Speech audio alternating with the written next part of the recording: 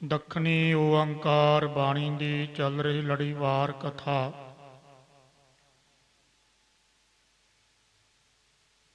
40 ਪੌੜੀਆਂ ਦੀ ਵਿਚਾਰ ਆਪਾਂ ਕਰ ਚੁੱਕੇ ਹਾਂ।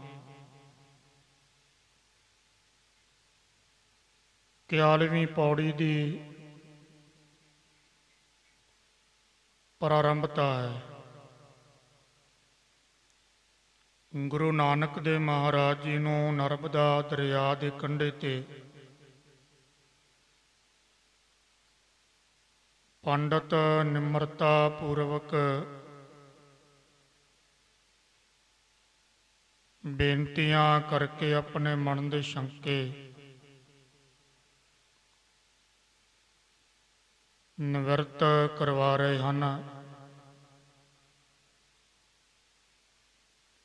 ਹੁਣ ਪੰਡਤਾਂ ਨੇ ਬੇਨਤੀ ਕੀਤੀ, ਮਹਾਰਾਜ ਕਿਰਪਾ ਕਰਕੇ ਦੱਸੋ,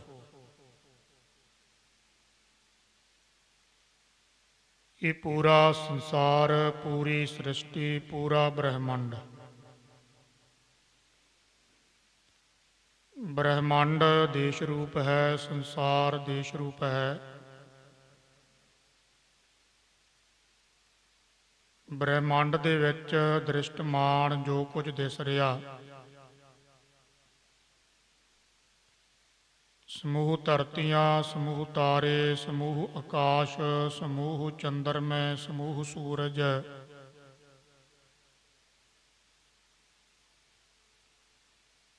ਔਰ ਇਹ ਧਰਤੀਆਂ ਦੇ ਉੱਪਰ ਰਹਿਣ ਵਾਲੇ ਜੀਵ ਜੰਤੂ, ਜਾਂ ਜਿੰਨੀ ਜੜ ਵਸਤੂ ਹੈ, ਜਿੰਨੇ ਪਦਾਰਥ ਹੈ, ਇੱਕ ਜੰਗਮ ਹੈ, ਇੱਕ ਸਥਾਵਰ ਹੈ। ਜੰਗਮ ਜਿਨ੍ਹਾਂ ਦੇ ਵਿੱਚ ਸਾਹ ਵਗਦੇ ਨੇ, ਜਿਨ੍ਹਾਂ ਦੇ ਵਿੱਚ ਤਮੋ ਗੁਣ ਦੇ ਸਹਿਤ ਰਜੋ ਗੁਣ, ਸਤੋ ਗੁਣ ਵੀ ਹੈ। ਕਰਮ ਇੰਦਰੇ ਪ੍ਰਧਾਨ, ਕਿਤੇ ਕਿਤੇ ਗਿਆਨ ਇੰਦਰੇ ਪ੍ਰਧਾਨ। ਉਹ ਜੰਗਮ, ਜੰਗਮ ਦੇ ਵਿੱਚ 84 ਲੱਖ ਜੂਨਾਂ ਦੇ ਵਿੱਚੋਂ ਉੱਤਮ ਜਨਮ ਸੋ ਮਨੁੱਖਾ ਦੇਹੀ। ਮਨੁੱਖ ਵੀ, ਜੀਵ ਜੰਤੂ ਵੀ, ਆਦਿਕ ਸਾਰੇ ਜਿੰਨੇ ਆਪਾਂ ਨੂੰ ਚੱਲਦੇ ਫਿਰਦੇ ਨਜ਼ਰ ਆਉਂਦੇ ਆ, ਜੰਗਮ। ਸਥਾਵਰ ਜੜ ਟਿਕੇ ਹੋਏ, ਜਿਸ ਤਰ੍ਹਾਂ ਇੱਟਾਂ, ਪੱਥਰ, ਲੋਹਾ, ਇਹ ਜੜ ਹੈ। ਜੰਗਮ ਸਥਾਵਰ ਜਿੰਨੇ ਵੀ ਪਦਾਰਥ ਹੈ, ਇਹ ਜਿੰਨੀਆਂ ਵਸਤੂਆਂ, ਫਿਰ ਬ੍ਰਹਿਮੰਡ ਦੇ ਵਿੱਚ ਜਿੰਨੀ ਬਨਸਪਤੀ ਹੈ, ਇਹ ਟੋਟਲ ਆਪਾਂ ਗਿਣਤੀ ਕਰੀਏ ਤੇ ਕਰਤੇ ਦੀ ਕੁਦਰਤ ਦੀ ਗਿਣਤੀ ਨਹੀਂ ਹੋ ਸਕਦੀ, ਕਿਉਂਕਿ ਕਰਤੇ ਦੀ ਕੁਦਰਤ ਦੀ ਗਿਣਤੀ ਅਸੰਭਵ ਹੈ, ਬੜੀ ਕਠਨ, ਬੜੀ ਔਖੀ। ਹੁਣ ਇਹ ਪੰਡਤਾਂ ਦੀ ਬੇਨਤੀ ਸੀ, ਮਹਾਰਾਜ ਕਿਰਪਾ ਕਰਕੇ ਦੱਸੋ ਵੀ ਜਿੰਨੀ ਇਹ ਸ੍ਰਿਸ਼ਟੀ ਆ, ਬ੍ਰਹਿਮੰਡ ਹੈ, ਜੋ ਦ੍ਰਿਸ਼ਟਮਾਨ ਸੰਸਾਰ ਕਹਿ ਲਵੋ, ਇਉਂ ਕਹਿ ਲਵੋ ਵੀ ਕਰਤੇ ਦੀ ਕੁਦਰਤ ਹੈ, ਕੁਦਰਤ ਕਰਕੇ ਵਸਿਆ ਸੋਏ। ਇਸ ਕੁਦਰਤ ਨੂੰ, ਇਸ ਬ੍ਰਹਿਮੰਡ ਨੂੰ, ਇਸ ਪੌਣ ਪਾਣੀ ਨੂੰ, ਇਸ ਪੰਜਾਂ ਤੱਤਾਂ ਨੂੰ,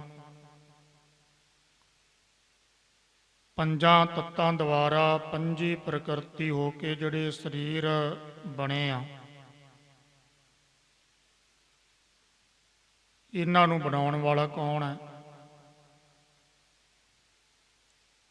ਇਹਨਾਂ ਨੂੰ ਪੈਦਾ ਕਰਕੇ, ਇਹਨਾਂ ਦੀ ਪਾਲਣਾ, ਫਿਰ ਇਹਨਾਂ ਦੀ ਲੈਤਾ ਨਾਸ਼ਵੰਤ ਕਰਕੇ ਉਹ ਕੌਣ ਹੈ?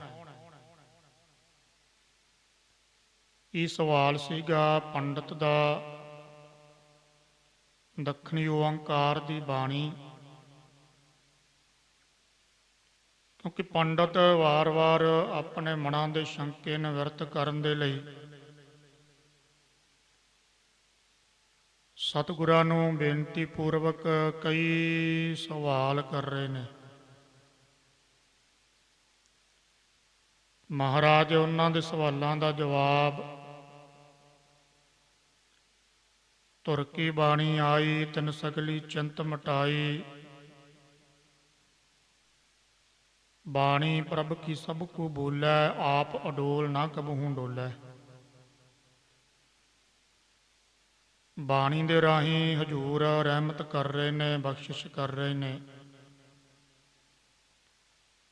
ਜਦੋਂ ਪੰਡਤਾਂ ਨੇ ਸਵਾਲ ਕੀਤਾ ਤੇ ਅੱਜ ਆਪਣਾ ਵੀ ਸਵਾਲ ਹੀ ਹੈ।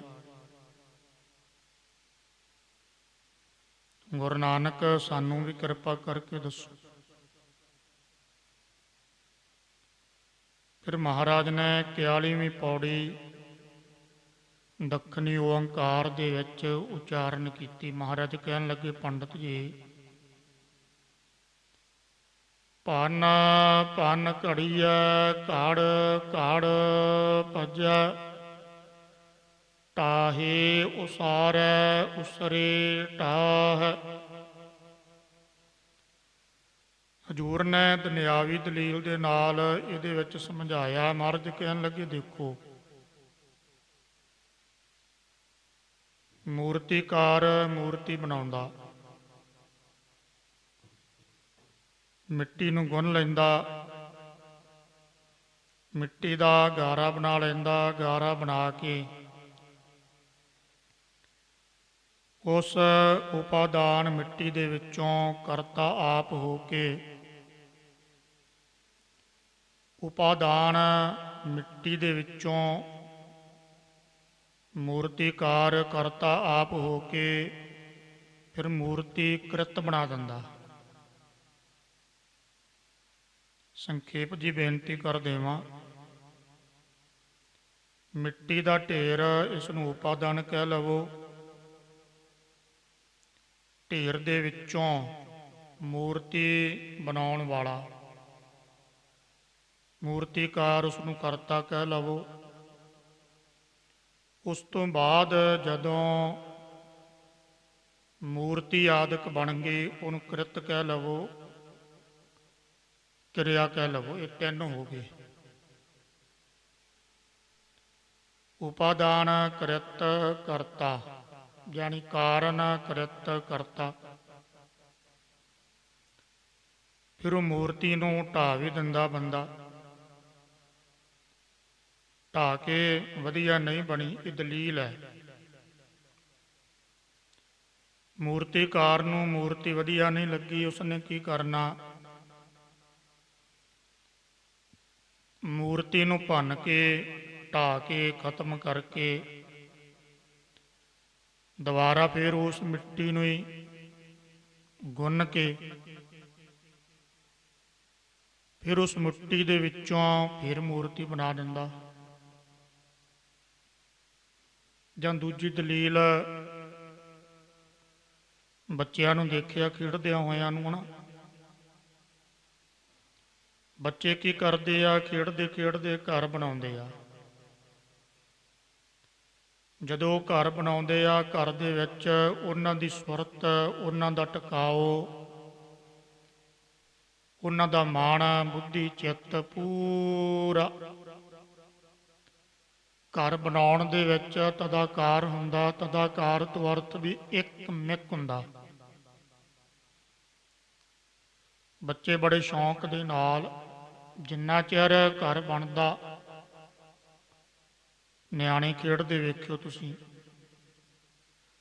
ਘਰ ਬਣਾ ਕੇ ਬਣਾਉਣ ਵੇਲੇ ਘਰ ਉਹਨਾਂ ਚਿਰ ਉਹ ਘਰ ਦੇ ਵਿੱਚ ਇੱਕ ਮਿਕ ਮਸਤ ਹੁੰਦੇ ਆ। ਫਿਰ ਉਹ ਘਰਾਂ ਨੂੰ ਢਾਹ ਵੀ ਦਿੰਦੇ ਆ। ਮਨ ਕਰਦਾ ਢਰ ਘਰ ਢਾਹ ਕੇ ਲੱਤ ਮਾਰਦੇ ਆ, ਵਗਾ ਕੇ ਮਾਰਦੇ ਆ। ਵੀ ਘਰ ਬਣਾਇਆ ਵੀ ਸੀ, ਬਣਾਉਣ ਵੇਲੇ ਵਿੱਚ ਸੀ, ਫਿਰ ਢਾਹ ਦਿੱਤਾ, ਪਾਸੇ ਹੋ ਗਏ। ਇੰਨ ਬਿਨ ਇਸੇ ਤਰ੍ਹਾਂ ਵੈਸੇ ਸ੍ਰਿਸ਼ਟੀ ਦਾ ਜੋ ਵੀ ਦ੍ਰਿਸ਼ਟਮਾਨ ਆਪਾਂ ਕਾਰਨ ਦੇਖਾਂਗੇ ਨਾ, ਦ੍ਰਿਸ਼ਟਮਾਨ ਕਾਰਨ ਮੈਂ ਇਸ ਕਰਕੇ ਕਿਹਾ, ਹਰੇਕ ਚੀਜ਼ ਦਾ ਕਾਰਨ ਹੈ।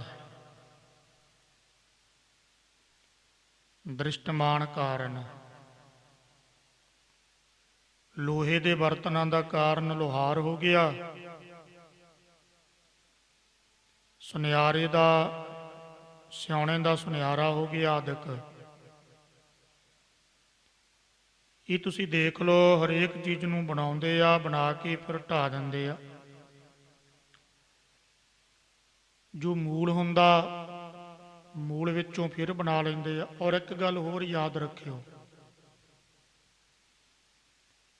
ਮੂਲ ਦੇ ਵਿੱਚੋਂ ਕਿਰਤ ਬਣਦੀ ਆ, ਮੂਲ ਤੋਂ ਬਿਨਾ ਨਹੀਂ। ਸੰਖੇਪ ਦੇ ਵਿੱਚ ਸਮਝਾ ਦੇਵਾਂ, ਪਲਾਸਟਿਕ ਦਾ ਢੇਰ ਮੂਲ ਸੀ, ਬਹੁਤ ਜ਼ਿਆਦਾ ਪਿਆ ਸੀ, ਇਕੱਠਾ ਪਿਆ ਸੀਗਾ, ਮੁੱਢ ਪਿਆ ਸੀ। ਉਸ ਮੂਲ ਦੇ ਵਿੱਚੋਂ ਪਲਾਸਟਿਕ ਦੇ ਕਿੰਨੇ ਪਦਾਰਥ ਬਣ ਗਏ, ਕਿੰਨੀਆਂ ਵਸਤੂਆਂ ਬਣ ਗਈਆਂ। ਕੁਰਸੀ ਬਣ ਗਈ, ਮੇਜ਼ ਬਣ ਗਿਆ, ਟੇਬਲ ਬਣ ਗਿਆ, ਭਾਂਡੇ ਬਣ ਗਏ ਪਲਾਸਟਿਕ ਦੇ। ਉਹ ਕਿਰਤ ਹੋ ਗਈ। ਪਰ ਮੂਲ ਨੂੰ ਬਣਾਉਣ ਵਾਲਾ ਕਰਤਾ ਵੀ ਸੀ ਨਾ। ਮੂਲ ਦੇ ਵਿੱਚੋਂ ਕਿਰਤ ਜਿਹੜੀ ਆ ਉਤਪੰਨ ਹੋਈ। ਇਉਂ ਕਹਿ ਦੇਵਾਂ ਵੀ ਕਾਰਨ ਵਿੱਚੋਂ ਕਿਰਤ ਉਤਪੰਨ ਹੋਈ। ਔਰ ਕਾਰਨ ਤੇ ਕਿਰਤ, ਉਹਨਾਂ ਦੋਵਾਂ ਨੂੰ ਬਣਾਉਣ ਵਾਲਾ ਕੌਣ ਆ? ਕਰਤਾ। ਕਾਰਨ ਨੂੰ ਲਿਆ ਜਾਣੀ ਮੂਲ ਨੂੰ ਲੈ ਲਿਆ, ਜਾਣੀ ਮਿੱਟੀ ਲੈ ਲਈ। ਮਿੱਟੀ ਕਾਰਨ ਸੀ, ਉਹਦੇ ਵਿੱਚੋਂ ਘੜਾ ਕਿਰਤ ਬਣਾਤੀ, ਕਰਤਾ ਘੁਮਿਆਰ ਹੋ ਗਿਆ। ਹੁਣ ਮੈਂ ਦੁਨਿਆਵੀ ਦਲੀਲਾਂ ਦਿੱਤੀਆਂ, ਪਰ ਦੁਨਿਆਵੀ ਦਲੀਲ ਦੇ ਵਿੱਚ ਕਾਰਨ ਤੇ ਕਿਰਤ, ਕਾਰਨ ਕਿਰਤ ਵਿੱਚ ਛੁਪਿਆ ਹੋਇਆ। ਪਰ ਕਰਤਾ ਵੱਖ ਹੈ, ਘੁਮਿਆਰ ਵੱਖ ਹੈ, ਲੋਹਾਰ ਵੱਖ ਹੈ, ਦਰਜੀ ਵੱਖ ਹੈ, ਸੁਨਿਆਰਾ ਵੱਖ ਹੈ। ਹਾਂ, ਉਹਦਾ ਜੀ ਕਰਦਾ ਕਾਰਨ ਵਿੱਚੋਂ ਕਿਰਤ ਬਣਾ ਕੇ, ਕਿਰਤ ਨੂੰ ਢਾਹ ਕੇ, ਜਿਵੇਂ ਸੁਨਿਆਰੇ ਕੋਲੇ ਆਪਾਂ ਗਹਿਣਾ ਲੈ ਗਏ, ਉਹਨੇ ਗਹਿਣੇ ਨੂੰ ਕੀ ਕੀਤਾ? ਕੋਈ ਗਾਨੀ ਸੀ, ਕੋਈ ਛਾਪ ਸੀਗੀ, ਕੋਈ ਮੁੰਦਰੀ ਆਦਿਕ ਸੀ। ਉਹਨੇ ਗਹਿਣੇ ਨੂੰ ਫਿਰ ਇਕੱਠਾ ਕਰ ਦਿੱਤਾ। ਇਕੱਠਾ ਕਰਨ ਤੋਂ ਅਰਥ ਪਿਘਲਾ ਕੇ ਇਕੱਠਾ ਕਰਤਾ। ਉਸੇ ਗਹਿਣੇ ਵਿੱਚੋਂ ਗਹਿਣੇ ਨੂੰ ਢਾਲ ਕੇ, ਕਈ ਵਾਰ ਕਹਿੰਦੇ ਛਾਪ ਦੀ ਗਾਨੀ ਬਣਾ ਦਿਓ, ਗਾਨੀ ਦੀ ਛਾਪ ਬਣਾ ਦਿਓ। ਹੁਣ ਕਾਰਨ ਤੇ ਸਿਉਣਾ ਹੀ ਸੀ ਨਾ, ਸਾਰਾ ਕੁਝ ਉਹਦੇ ਵਿੱਚ ਹੀ ਘਟੀ ਜਾਂਦਾ, ਉਹਦੇ ਵਿੱਚ ਹੀ ਫੇਰ ਸਮਾ ਜਾਂਦਾ। ਇਹ ਥੋੜੀ ਜੀ ਸੂਖਸ਼ਮ ਵਾਲੀ ਵਿਚਾਰ ਹੈ। ਪਰ ਕਰਤਾ ਜਿਹੜਾ ਘੁਮਿਆਰ, ਦਰਜੀ, ਲੋਹਾਰ, ਸੁਨਿਆਰ, ਇਹ ਸਭ ਵੱਖ ਨੇ।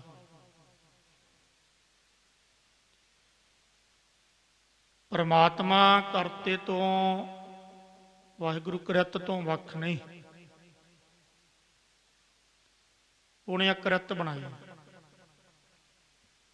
ਜੋ ਦ੍ਰਿਸ਼ਟਮਾਨ ਆ ਇਹ ਕਿਰਤ ਹੈ। ਹੁਣ ਮੈਂ ਲੰਮੀ ਵਿਚਾਰ ਕਰਾਂ ਨਾ ਇਹਦੇ ਉੱਪਰ। ਇਹ ਕਿਰਤ ਦਾ ਮੂਲ ਕੀ ਆ? ਮੂਲ ਆ ਪੰਜ ਤੱਤ। ਪੰਜ ਤੱਤ ਆਕਾਸ਼, ਹਵਾ, ਪਾਣੀ ਆਦਿਕ, ਇਹ ਮੂਲ ਹੈ। ਇਹਨਾਂ ਪੰਜਾਂ ਤੱਤਾਂ ਤੋਂ ਪੰਜੀ ਪ੍ਰਕਿਰਤੀ ਹੋ ਕੇ ਫਿਰ ਇਹ ਸਾਰੀ ਸ੍ਰਿਸ਼ਟੀ ਹੋਂਦ ਵਿੱਚ ਆਈ। ਇਹ ਕ੍ਰਿਤ ਹੈ ਤੇ ਕਰਤਾ ਇਹਨਾਂ ਨੂੰ ਬਣਾਉਣ ਵਾਲਾ ਪਰਮਾਤਮਾ। ਹੁਣ ਜਿਹੜੀ ਇਹ ਮੂਲ ਹੈ ਪੰਜ ਤੱਤ ਵੀ ਕਿਤੋਂ ਆਈ ਹੈ ਨਾ। ਪੰਜ ਤੱਤ ਰਜੋ ਗੁਣ, ਸਤੋ ਗੁਣ, ਤਮੋ ਗੁਣ। ਤਮੋ ਗੁਣ ਪ੍ਰਕਿਰਤੀ ਪ੍ਰਧਾਨ ਆ। ਸੂਖਸ਼ਮ ਵਿਚਾਰ ਜ਼ਿਆਦਾ ਹੋ ਜਾਣੀ ਆ, ਕਿਉਂਕਿ ਆਪਾਂ ਲੜੀਵਾਰ ਕਥਾ ਦੇ ਅਰਥ ਕਰਨੇ ਆ। ਫਿਰ ਪੰਜਾਂ ਤੱਤਾਂ ਤੋਂ ਪ੍ਰਕਿਰਤੀ ਬਣ ਕੇ ਫਿਰ ਇਹ ਪ੍ਰਕਿਰਤੀ ਨੂੰ ਪਤਾ ਨਹੀਂ ਕਿੰਨੇ ਕੁ ਸਮੇਂ ਬਾਅਦ ਆਪੇ ਢਾ ਦਿੰਦਾ। ਪਹਿਲਾਂ ਆਪੇ ਹੀ ਪੈਦਾ ਕੀਤੀ, ਆਪੇ ਹੀ ਫਿਰ ਢਾਤੀ। ਹੁਣ ਜਿਹੜੀ ਢਾਈ ਹੋਈ ਹੈ ਇਹਨਾਂ ਪੰਜਾਂ ਤੱਤਾਂ ਤੋਂ ਹੀ ਫਿਰ ਪੈਦਾ ਕਰ ਦੂਗਾ। ਪੰਜ ਤੱਤ ਮੂਲ ਹੈ, ਮੁੱਢ ਹੈ। ਤੇ ਪੰਜਾਂ ਤੱਤਾਂ ਦਾ ਮੁੱਢ ਗ੍ਰੰਥਾਂ ਨੇ ਮੰਨਿਆ ਸ਼ੁੱਧ ਸਤੋਗੁਣ ਮਾਇਆ, ਈਸ਼ਵਰ ਰੂਪ। ਪਰ ਇਹਦੇ ਪਿੱਛੇ ਸਭ ਕੁਝ ਜੋ ਹੈ ਉਹ ਚੇਤਨ ਆ, ਸਾਰਿਆਂ ਦਾ ਆਸਰਾ ਅਧਿਸ਼ਠਾਨ ਉਹ ਚੇਤਨ ਆ। ਮਹਾਰਾਜ ਕਹਿਣ ਲੱਗੇ ਪੰਡਤ ਜੀ ਭੰਨ ਭੰਨ ਘੜੀਆ, ਘੜ ਘੜ ਭੱਜੈ। ਭੰਨ ਭੰਨ ਕੇ ਘੜੀਆ ਘੜ ਰਿਹਾ, ਫਿਰ ਘੜ ਘੜ ਭੱਜੈ। ਹੁਣ ਭੰਨ ਭੰਨ ਮੁੜ ਮੁੜ ਕੇ ਪਤਾ ਹੀ ਨਹੀਂ ਸ੍ਰਿਸ਼ਟੀ ਦੀ ਕਿੰਨੀ ਕੁ ਵਾਰੀ ਲੈਤਾ ਹੋਈ ਆ ਔਰ ਕਿੰਨੀ ਕੁ ਵਾਰੀ ਇਹਦੀ ਉਤਪਤੀ ਹੋਈ ਆ, ਇਹ ਗਿਣਤੀ ਨਹੀਂ। ਕਿਉਂਕਿ ਸ੍ਰਿਸ਼ਟੀ ਨੂੰ ਅੱਜ ਦੀ ਨਹੀਂ ਕਹਿ ਸਕਦੇ। ਜੇ ਅੱਜ ਦੀ ਕਹਿਤਾ ਤੇ ਫਿਰ ਸਮੇਂ ਚ ਆ ਗਿਆ। ਸ੍ਰਿਸ਼ਟੀ ਸਮੇਂ ਤੋਂ, ਸਮੇਂ ਦਾ ਆਧਾਰ ਕੀ ਆ? ਮੁੱਢ ਤੋਂ ਰਹਿਤ ਹੈ। ਇਹ ਚਿੱਤੇ ਰੱਖਿਓ। ਭੰਨ ਭੰਨ ਘੜੀਆ, ਮਹਾਰਾਜ ਕਹਿੰਦੇ ਭੰਨ ਦਾ ਘੜੀਆ ਦਾ ਅਰਥ ਹੁੰਦਾ ਬਣਾਉਣਾ, ਫਿਰ ਬਣਾ ਦਿੰਦਾ। ਫਿਰ ਘੜ ਘੜ ਭੱਜੈ, ਬਸ ਉਹ ਮੂਰਤੀਕਾਰ ਵਾਲੀ ਗੱਲ ਹੈ। ਜਿਵੇਂ ਮੂਰਤੀਕਾਰ ਮਿੱਟੀ ਵਿੱਚੋਂ ਮੂਰਤੀ ਬਣਾਉਂਦਾ, ਫਿਰ ਉਹਨੂੰ ਭੰਨ ਦਿੰਦਾ, ਫਿਰ ਬਣਾ ਲੈਂਦਾ, ਫਿਰ ਭੰਨ ਦਿੰਦਾ। ਜਾਂ ਕਹਿ ਲਓ ਕੋਈ ਵੀ ਦਲੀਲ ਲਾ ਲਓ। ਘੁਮਿਆਰ ਆ, ਉਹ ਘੜਾ ਬਣਾਉਂਦਾ, ਭੰਨ ਦਿੰਦਾ, ਫਿਰ ਬਣਾ ਦਿੰਦਾ। ਕੋਈ ਦਲੀਲ ਲਾ ਲਓ। ਬਾਲੀਆਂ ਦਲੀਲਾਂ ਮੈਂ ਨਾ ਦੇਵਾਂ। ਘੜ ਘੜ ਭੱਜੈ, ਢਾਹੇ ਉਸਾਰੈ। ਇਹ ਸ੍ਰਿਸ਼ਟੀ ਨੂੰ ਢਾ ਦਿੰਦਾ, ਉਸਾਰੈ, ਫਿਰ ਪੈਦਾ ਕਰ ਦਿੰਦਾ। ਉਸਰੇ ਢਾਹੈ। ਉਹੀ ਗੱਲ ਆ ਵੀ ਫਿਰ ਢਾ ਕੇ ਉਸਾਰ ਕੇ, ਢਾ ਕੇ ਉਸਾਰ ਕੇ, ਢਾ ਕੇ। ਜਿਵੇਂ ਨਿਆਣਾ ਨਾ ਖੇਡਦਾ, ਢਾ ਦਿੰਦਾ, ਉਸਾਰ ਦਿੰਦਾ, ਢਾ ਦਿੰਦਾ, ਉਸਾਰ ਦਿੰਦਾ। ਇਸੇ ਤਰ੍ਹਾਂ ਜਿਹੜਾ ਉਹ ਕਰਤਾ ਸ੍ਰਿਸ਼ਟੀ ਦਾ, ਸ੍ਰਿਸ਼ਟੀ ਦਾ ਕਰਤਾ ਗ੍ਰੰਥਾਂ ਨੇ ਈਸ਼ਵਰ ਮੰਨਿਆ। ਈਸ਼ਵਰ ਸਰਬੱਗ ਹੈ, ਈਸ਼ਵਰ ਸੁਤੰਤਰ ਹੈ, ਈਸ਼ਵਰ ਸਰਵ ਸ਼ਕਤੀਮਾਨ ਹੈ। ਤੇ ਈਸ਼ਵਰ ਦੇ ਵਿੱਚ ਜਿਹੜੀ ਸਤਾ ਨਾ, ਸਤਾ ਉਹ ਚੇਤਨ ਦੀ ਹੈ, ਬ੍ਰਹਮ ਦੀ। ਬ੍ਰਹਮ ਦੇ ਥੱਲੇ ਆ ਈਸ਼ਵਰ, ਇਉਂ ਕਹਿ ਲਵੋ। ਈਸ਼ਵਰ ਤੋਂ ਵਿਸ਼ਟੀ ਰੂਪ ਵਿੱਚ ਜੀਵ ਆ। ਹੁਣ ਈਸ਼ਵਰ ਉਸ ਬ੍ਰਹਮ ਦੀ ਸਤਾ ਕਰਕੇ, ਬ੍ਰਹਮ ਤੇ ਇੱਕ ਨੰਬਰ ਤੇ ਹੈ ਨਾ। ਬ੍ਰਹਮ ਵਿਆਪਕ ਹੈ, ਉਹਨੂੰ ਪਰਮਾਤਮਾ ਕਹਿ ਲਵੋ, ਅਕਾਲ ਪੁਰਖ ਕਹਿ ਲਵੋ, ਵਾਹਿਗੁਰੂ ਕਹਿ ਲਵੋ, ਰਾਮ ਕਹਿ ਲਵੋ, ਅੱਲਾ ਕਹਿ ਲਵੋ। ਉਹ ਵਿਆਪਕ, ਸਾਰੇ ਨਾਮ ਵੀ ਉਸੇ ਵਿੱਚੋਂ ਆਉਂਦੇ ਆ। ਓੰਕਾਰ ਸਰੂਪ ਹੈ, ਸਮੂਹ ਦਾ ਪ੍ਰਕਾਸ਼ਕ ਹੈ। ਹੁਣ ਕਹਿ ਰਹੇ ਭੰਨ ਭੰਨ ਘੜੀ। ਮਹਾਰਾਜ ਕਹਿਣ ਲੱਗੇ ਪੰਡਤ ਜੀ ਜਿਹੜਾ ਉਹ ਕਰਤਾ ਵਾਹਿਗੁਰੂ ਆਪ ਹੀ ਭੰਨ ਭੰਨ ਘੜੀਆ, ਆਪ ਹੀ ਬਣਾਉਂਦਾ, ਫਿਰ ਆਪ ਭੰਨ ਦਿੰਦਾ, ਫਿਰ ਸਵਾਰ ਦਿੰਦਾ, ਫਿਰ ਭੰਨ ਦਿੰਦਾ। ਹਜ਼ੂਰ ਕਹਿਣ ਲੱਗੇ ਢਾਹੇ ਉਸਾਰੈ, ਉਸਰੇ ਢਾਹੈ। ਢਾ ਕੇ ਉਸਾਰ ਦਿੰਦਾ, ਬਣਾ ਦਿੰਦਾ, ਫਿਰ ਬਣਾਏ ਹੋਇਆ ਨੂੰ ਫਿਰ ਢਾ ਦਿੰਦਾ। ਔਰ ਇਹ ਤਾਕਤ ਜਿਹੜੀ ਆ ਨਾ ਉਸ ਈਸ਼ਵਰ ਦੇ ਵਿੱਚ ਆ, ਪਰਮਾਤਮਾ ਵਿੱਚ ਆ। ਸਰ ਭਰ ਸੁਖ ਹੈ, ਭੀ ਭਰ ਭੁਖ ਹੈ, ਸਮਰੱਥ ਵੇ ਪਰਵਾਹ। ਸਰ ਕਹਿੰਦੇ ਆ ਸਰੋਵਰ ਨੂੰ, ਸਰ ਕਹਿੰਦੇ ਆ ਦਰਿਆ ਨੂੰ, ਸਰ ਕਹਿੰਦੇ ਆ ਸਮੁੰਦਰ ਨੂੰ। ਜਥਾ ਪ੍ਰਕਰਮੰ ਤਥਾ ਅਰਥੰ। ਹੁਣ ਸਮੁੰਦਰ ਵਿੱਚ ਪਾਣੀ ਕਿੱਥੋਂ ਆਇਆ? ਇਹ ਵੀ ਕਰਤੇ ਦੀ ਦਾਤ ਹੀ ਆ। ਇਹ ਸਭ ਕਰਤੇ ਦੀ ਦਾਤ ਹੈ। ਸਮੁੰਦਰ ਨੂੰ ਜਿਵੇਂ ਗੁਰੂ ਗੋਬਿੰਦ ਸਿੰਘ ਮਹਾਰਾਜ ਨੇ ਕਿਹਾ ਵੀ ਇਸ ਧਰਤੀ ਨੂੰ, ਇਸ ਗਗਨ ਨੂੰ ਬਿਨ ਥੰਮਾ ਗਗਨ ਰਹਾਇਆ, ਵੀ ਥੰਮਾ ਤੋਂ ਬਿਨਾ ਗਗਨ ਜਿਹੜਾ ਆਕਾਸ਼ ਆ ਉਹ ਟਿਕਾਇਆ ਹੋਇਆ, ਮਤਲਬ ਟਿਕਾਉਣ ਵਾਲਾ ਕੋਈ ਹੋਰ ਹੈ। ਇੰਨਾ ਕੀ ਸਮਝਿਆ ਕਰੋ। ਅੱਜ ਜਿਹੜੇ ਬਹੁਤੇ ਛਾਲਾ ਮਾਰਦੇ ਫਿਰਦੇ ਆ ਨਾ, ਕੁਦਰਤੀ ਪਰਮਾਤਮਾ ਜੀ, ਕੁਦਰਤੀ ਪਰਮਾਤਮਾ, ਹਾਂ ਹੈ ਕੁਦਰਤੀ ਆ। ਇੱਥੇ ਮੈਂ ਕਟਾਸ਼ ਨਹੀਂ ਕਰਾਂਗਾ। ਜੇ ਮੈਂ ਕਹਿ ਦੇਵਾਂਗਾ ਕੁਦਰਤ ਪਰਮਾਤਮਾ ਨਹੀਂ, ਤੇ ਫਿਰ ਇਹ ਕੁਦਰਤ ਆਈ ਕਿੱਥੋਂ? ਕੁਦਰਤ ਆਈ ਕਿੱਥੋਂ? ਜੇ ਮੈਂ ਕਹਿ ਦੇਵਾਂ ਕੁਦਰਤ ਪਰਮਾਤਮਾ ਤੋਂ ਜਨਮੀ ਆ, ਫਿਰ ਉਹ ਜਨਮ ਕਿਵੇਂ ਹੋਊਗਾ? ਇੱਕ ਪਾਸੇ ਕਹਿੰਦੇ ਆ ਅਜਨਮ, ਗੁਰੂ ਗੋਬਿੰਦ ਸਿੰਘ ਮਹਾਰਾਜ ਕਹਿੰਦੇ ਜਨਮ ਤੋਂ ਰਹਿਤ ਆ, ਪਰਮਾਤਮਾ ਜਨਮ ਤੋਂ ਰਹਿਤ ਆ। ਜਿਹੜਾ ਜਨਮ ਤੋਂ ਆਪ ਰਹਿਤ, ਉਹ ਜਨਮ ਕਿਸ ਨੂੰ ਕਿਵੇਂ ਦੇਊ? ਬੜੀ ਡੂੰਘੀ ਵਿਚਾਰ ਹੈ। ਇਹਦੇ ਲਈ ਸ਼ਾਸਤਰਾਂ ਦਾ ਅਧਿਐਨ ਕਰਨਾ ਪੈਣਾ। ਫਿਰ ਕੀ ਕਹੀਏ ਜੀ? ਫਿਰ ਇਹ ਕਹਿਣਾ ਪੈਣਾ ਵੀ ਜਿਵੇਂ ਰੱਜੂ ਦੇ ਵਿੱਚ ਰੱਸੀ ਆ ਨਾ ਕਲਪਤ, ਉਵੇਂ ਇੱਕ ਪਰਮਾਤਮਾ ਦੀ ਝੂਠੀ ਜੀ ਛਾਂ, ਜਿਵੇਂ ਗੁਰੂ ਗ੍ਰੰਥ ਸਾਹਿਬ ਮਹਾਰਾਜ ਵਿੱਚ ਕਿਹਾ ਨਾ, ਮਹਾ ਮਾਇਆ ਤਾ ਕੀ ਹੈ ਛਾਇਆ। ਹੁਣ ਛਾਂ ਜਿਹੜੀ ਆ ਨਾ ਸੱਚੀ ਆ ਨਾ ਝੂਠੀ ਆ। ਇਸੇ ਤਰ੍ਹਾਂ ਹੀ ਆ ਨਾ। ਇਸ ਕਰਕੇ ਸਾਰ ਭਾਰ ਸੁੱਖ ਹੈ। ਜੋ ਪਹਿਲਾ ਅਰਥ ਹੈ ਸਮੁੰਦਰ, ਇਹਨਾਂ ਨੂੰ ਭਰਨ ਵਾਲਾ ਕੌਣ ਹੈ? ਉਹ ਕਰਤਾ ਹੈ, ਈਸ਼ਵਰ ਹੈ। ਅੱਗ ਕਿਹਨੇ ਪੈਦਾ ਕੀਤੀ? ਪਾਣੀ ਕਿਹਨੇ ਪੈਦਾ ਕੀਤਾ? ਪੰਜ ਤੱਤ ਕਿਹਨੇ ਪੈਦਾ ਕੀਤੇ ਭਾਈ? ਸ਼ੁੱਧ ਸਤਵਗੁਣ ਮਾਇਆ ਤੋਂ ਮੰਨੇ ਹੋਏ ਵਿਦਵਾਨਾਂ ਨੇ। ਫਿਰ ਮਹਾਰਾਜ ਇੱਥੇ ਹੀ ਦੱਸ ਰਹੇ ਆ ਸਰ ਭਰ ਸੁੱਖ ਹੈ। ਸਰ ਜਿਵੇਂ ਸਮੁੰਦਰ ਨੂੰ ਭਰਨ ਵਾਲਾ ਵੀ ਆਪ ਆ ਤੇ ਸੁੱਖ ਹੈ, ਸੁਕਾਉਣ ਵਾਲਾ ਵੀ ਆਪ ਹੀ ਹੈ। ਬਿਲਕੁਲ ਇਸੇ ਤਰ੍ਹਾਂ ਮੇਰੇ ਸਰੀਰ ਰੂਪੀ ਸਮੁੰਦਰ ਕਾਇਆ ਦੇ ਵਿੱਚ ਸੂਖਸ਼ਮ ਸਰੀਰ ਜਿਹੜਾ ਪਾਉਣ ਵਾਲਾ ਉਹ ਆਪ ਹੀ ਆ। ਹੁਣ ਦੇਖੋ ਇੱਕ ਆ ਸਮੁੰਦਰ, ਫਿਰ ਮੈਂ ਬੇਨਤੀ ਕਰਾਂ ਸਮਝ ਜਾਵੋਗੇ, ਕੋਈ ਵੱਡੀ ਗੱਲ ਨਹੀਂ। ਆਕਾਰ ਸਮੁੰਦਰ ਨੇ ਘੇਰਿਆ ਹੋਇਆ, ਪਾਣੀ ਨੇ ਘੇਰਿਆ। ਜਿਹੜਾ ਆਕਾਰ ਆ ਨਾ, ਆਕਾਰ ਉਹਨੂੰ ਦੇਸ਼ ਕਹਿੰਦੇ ਆ। ਆਕਾਰ ਨੂੰ ਦੇਸ਼ ਕਹਿੰਦੇ ਆ, ਜਾਣੀ ਆਕਾਰ ਦੇ ਵਿੱਚ ਪਾਣੀ ਆ। ਮੈਂ ਫਿਰ ਸੌਖਾ ਕਰ ਦੇਵਾਂ, ਜਿਵੇਂ ਗਲਾਸ ਹੈ, ਗਲਾਸ ਦੇ ਵਿੱਚ ਪਾਣੀ, ਕੋਈ ਬਰਤਨ ਲਾ ਲਓ, ਘੜਾ ਲਾ ਲਓ, ਉਹਦੇ ਵਿੱਚ ਪਾਣੀ। ਘੜਾ ਜਗ੍ਹਾ ਹੋ ਗਈ, ਘੜਾ ਦੇਸ਼ ਹੋ ਗਿਆ, ਵਿੱਚ ਪਾਣੀ ਹੋ ਗਿਆ। ਇਸੇ ਤਰ੍ਹਾਂ ਧਰਤੀ ਦਾ 70% ਹਿੱਸਾ ਜਗ੍ਹਾ, ਉਹਦੇ ਵਿੱਚ ਪਾਣੀ। 30% ਧਰਤੀ ਦੀ ਜਗ੍ਹਾ, ਉਹਦੇ ਵਿੱਚ ਮਿੱਟੀ। ਬਰਤਨ ਤੇ ਚਾਹੀਦਾ ਨਾ। ਸਮੁੰਦਰ ਨੂੰ, ਪਾਣੀ ਨੂੰ ਰਹਿਣ ਵਾਲੀ ਜਗ੍ਹਾ ਜਿਹੜੀ ਉਹ ਆਕਾਰ ਹੈ।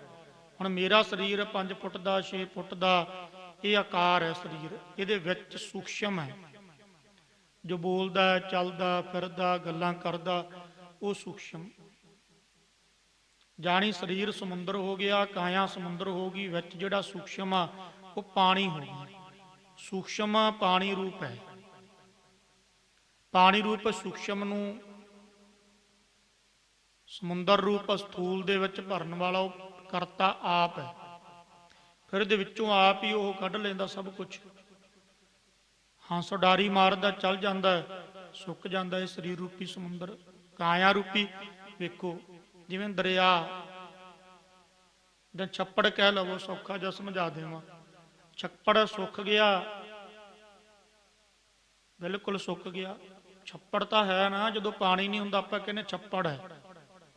ਛੱਪੜ ਭਰ ਗਿਆ, ਛੱਪੜ ਖਾਲੀ ਹੋ ਗਿਆ। ਸਮਝਾਉਣ ਦੇ ਲਈ ਛੱਪੜ ਭਰ ਗਿਆ, ਛੱਪੜ ਖਾਲੀ ਹੋ ਗਿਆ, ਛੱਪੜ ਹੈ। ਪਾਣੀ ਆ ਗਿਆ, ਭਰ ਗਿਆ, ਪਾਣੀ ਗਿਆ, ਖਾਲੀ ਹੋ ਗਿਆ। ਇਸੇ ਤਰ੍ਹਾਂ ਸਰੀਰ ਜਿਹੜੀ ਕਾਇਆ ਨਾ, ਇਹ ਕਾਇਆ ਦੇ ਵਿੱਚ ਸੂਖਸ਼ਮ ਆ ਗਿਆ। ਇਹਨੂੰ ਕਹਿੰਦੇ ਆ ਜਨਮ ਜਨਮੰਤਰਾਂ ਦੀ ਖੇਡ। ਕਰਮਾਂ ਮੁਤਾਬਕ ਫਿਰ ਕਾਇਆ ਬਣ ਗਈ। ਮਾਂ ਕੀ ਰਕਤ ਪਿਤਾ ਬਿੰਦ ਧਾਰਾ, ਇਹਦੇ ਵਿੱਚ ਪਾਣੀ ਰੂਪ ਸੂਖਸ਼ਮ ਆ ਕੇ ਟਿਕ ਗਿਆ। ਫਿਰ ਇਹ ਚੱਲਣ ਲੱਗ ਗਿਆ। ਪਾਣੀ ਰੂਪ ਸੂਖਸ਼ਮ ਵਿੱਚੋਂ ਨਿਕਲ ਗਿਆ। ਫਿਰ ਇਹ ਸਰੀਰ ਰੂਪੀ ਛੱਪੜ ਕਹਿ ਲੋ, ਦਰਿਆ ਕਹਿ ਲੋ, ਸਮੁੰਦਰ ਕਹਿ ਲੋ, ਫਿਰ ਸੁੱਕ ਗਿਆ, ਡੈਡ ਹੋ ਗਿਆ। ਮਹਾਰਾਜ ਕਹਿੰਦੇ ਸਰ ਭਰ ਸੁੱਖ ਹੈ। ਆਪ ਹੀ ਭਾਈ ਇਹ ਸੂਖਸ਼ਮ ਸਰੀਰ ਦੇ ਰਾਹੀਂ ਅਸਥੂਲ ਸਮੁੰਦਰ ਨੂੰ ਚਲਾਉਣ ਵਾਲਾ ਭੀ ਭਾਰ ਭੁੱਖ ਹੈ। ਫਿਰ ਬਾਅਦ ਵਿੱਚ ਭੁੱਖ ਹੈ ਦਰਤ ਹੁੰਦਾ ਭਰਨਾ, ਫਿਰ ਭਰ ਦਿੰਦਾ। ਜਿਵੇਂ ਇਉਂ ਕਹਿ ਲਓ ਵੀ ਇੱਕ ਟੋਭਾ, ਪਾਣੀ ਸੁੱਕ ਗਿਆ, ਬੱਦਲ ਆ ਗਿਆ, ਮੀਂਹ ਪੈ ਗਏ, ਫਿਰ ਭਰ ਗਿਆ, ਫਿਰ ਸੁੱਕ ਗਿਆ, ਫਿਰ ਭਰ ਗਿਆ। ਇਉਂ ਜਿਹੜੇ ਸਾਰੇ ਇਹ ਜੀਵ ਹੈ, 84 ਲੱਖ ਜੀਵ ਜੰਤੂ ਹੈ, ਇਹ ਜਿੰਨੇ ਵੀ ਆਪਾਂ ਵਿੱਚ ਸਾਰੇ ਆ ਜਾਂਦੇ ਆ। ਸਥੂਲ ਸਰੀਰ ਵੱਖਰੇ, ਸਥੂਲ ਸਰੀਰਾਂ ਦੇ ਵਿੱਚ, ਸਥੂਲ ਸਰੀਰਾਂ ਦੇ ਵਿੱਚ ਸੂਖਸ਼ਮ ਰੂਪੀ ਪਾਣੀ ਭਰ ਦਿੰਦਾ, ਫਿਰ ਕੱਢ ਲੈਂਦਾ, ਇਹ ਫਿਰ ਸਥੂਲ ਸਰੀਰ ਸੁੱਕ ਜਾਂਦੇ ਆ, ਫਿਰ ਹਰੇ ਭਰੇ ਹੋ ਜਾਂਦੇ ਆ। ਸਮਰੱਥ ਵੇ ਪ੍ਰਵਾਹ ਹੈ। ਮਹਾਰਾਜ ਕਹਿਣ ਲੱਗੇ ਪੰਡਤ ਜੀ ਉਹ ਸਮਰੱਥ ਆ। ਫਿਰ ਪੰਡਤ ਪੁੱਛਣ ਲੱਗੇ ਮਹਾਰਾਜ ਕਦੋਂ ਕੱਢਦਾ, ਕਦੋਂ ਫਿਰੇ? ਮਹਾਰਾਜ ਕਹਿੰਦੇ ਉਹ ਵੇ ਪ੍ਰਵਾਹ। ਇਹ ਨਹੀਂ ਦੱਸਦਾ ਕਿਸੇ ਨੂੰ ਵੀ ਜਨਮ ਕਦੋਂ ਆ ਤੇ ਮੌਤ ਕਦੋਂ ਆ।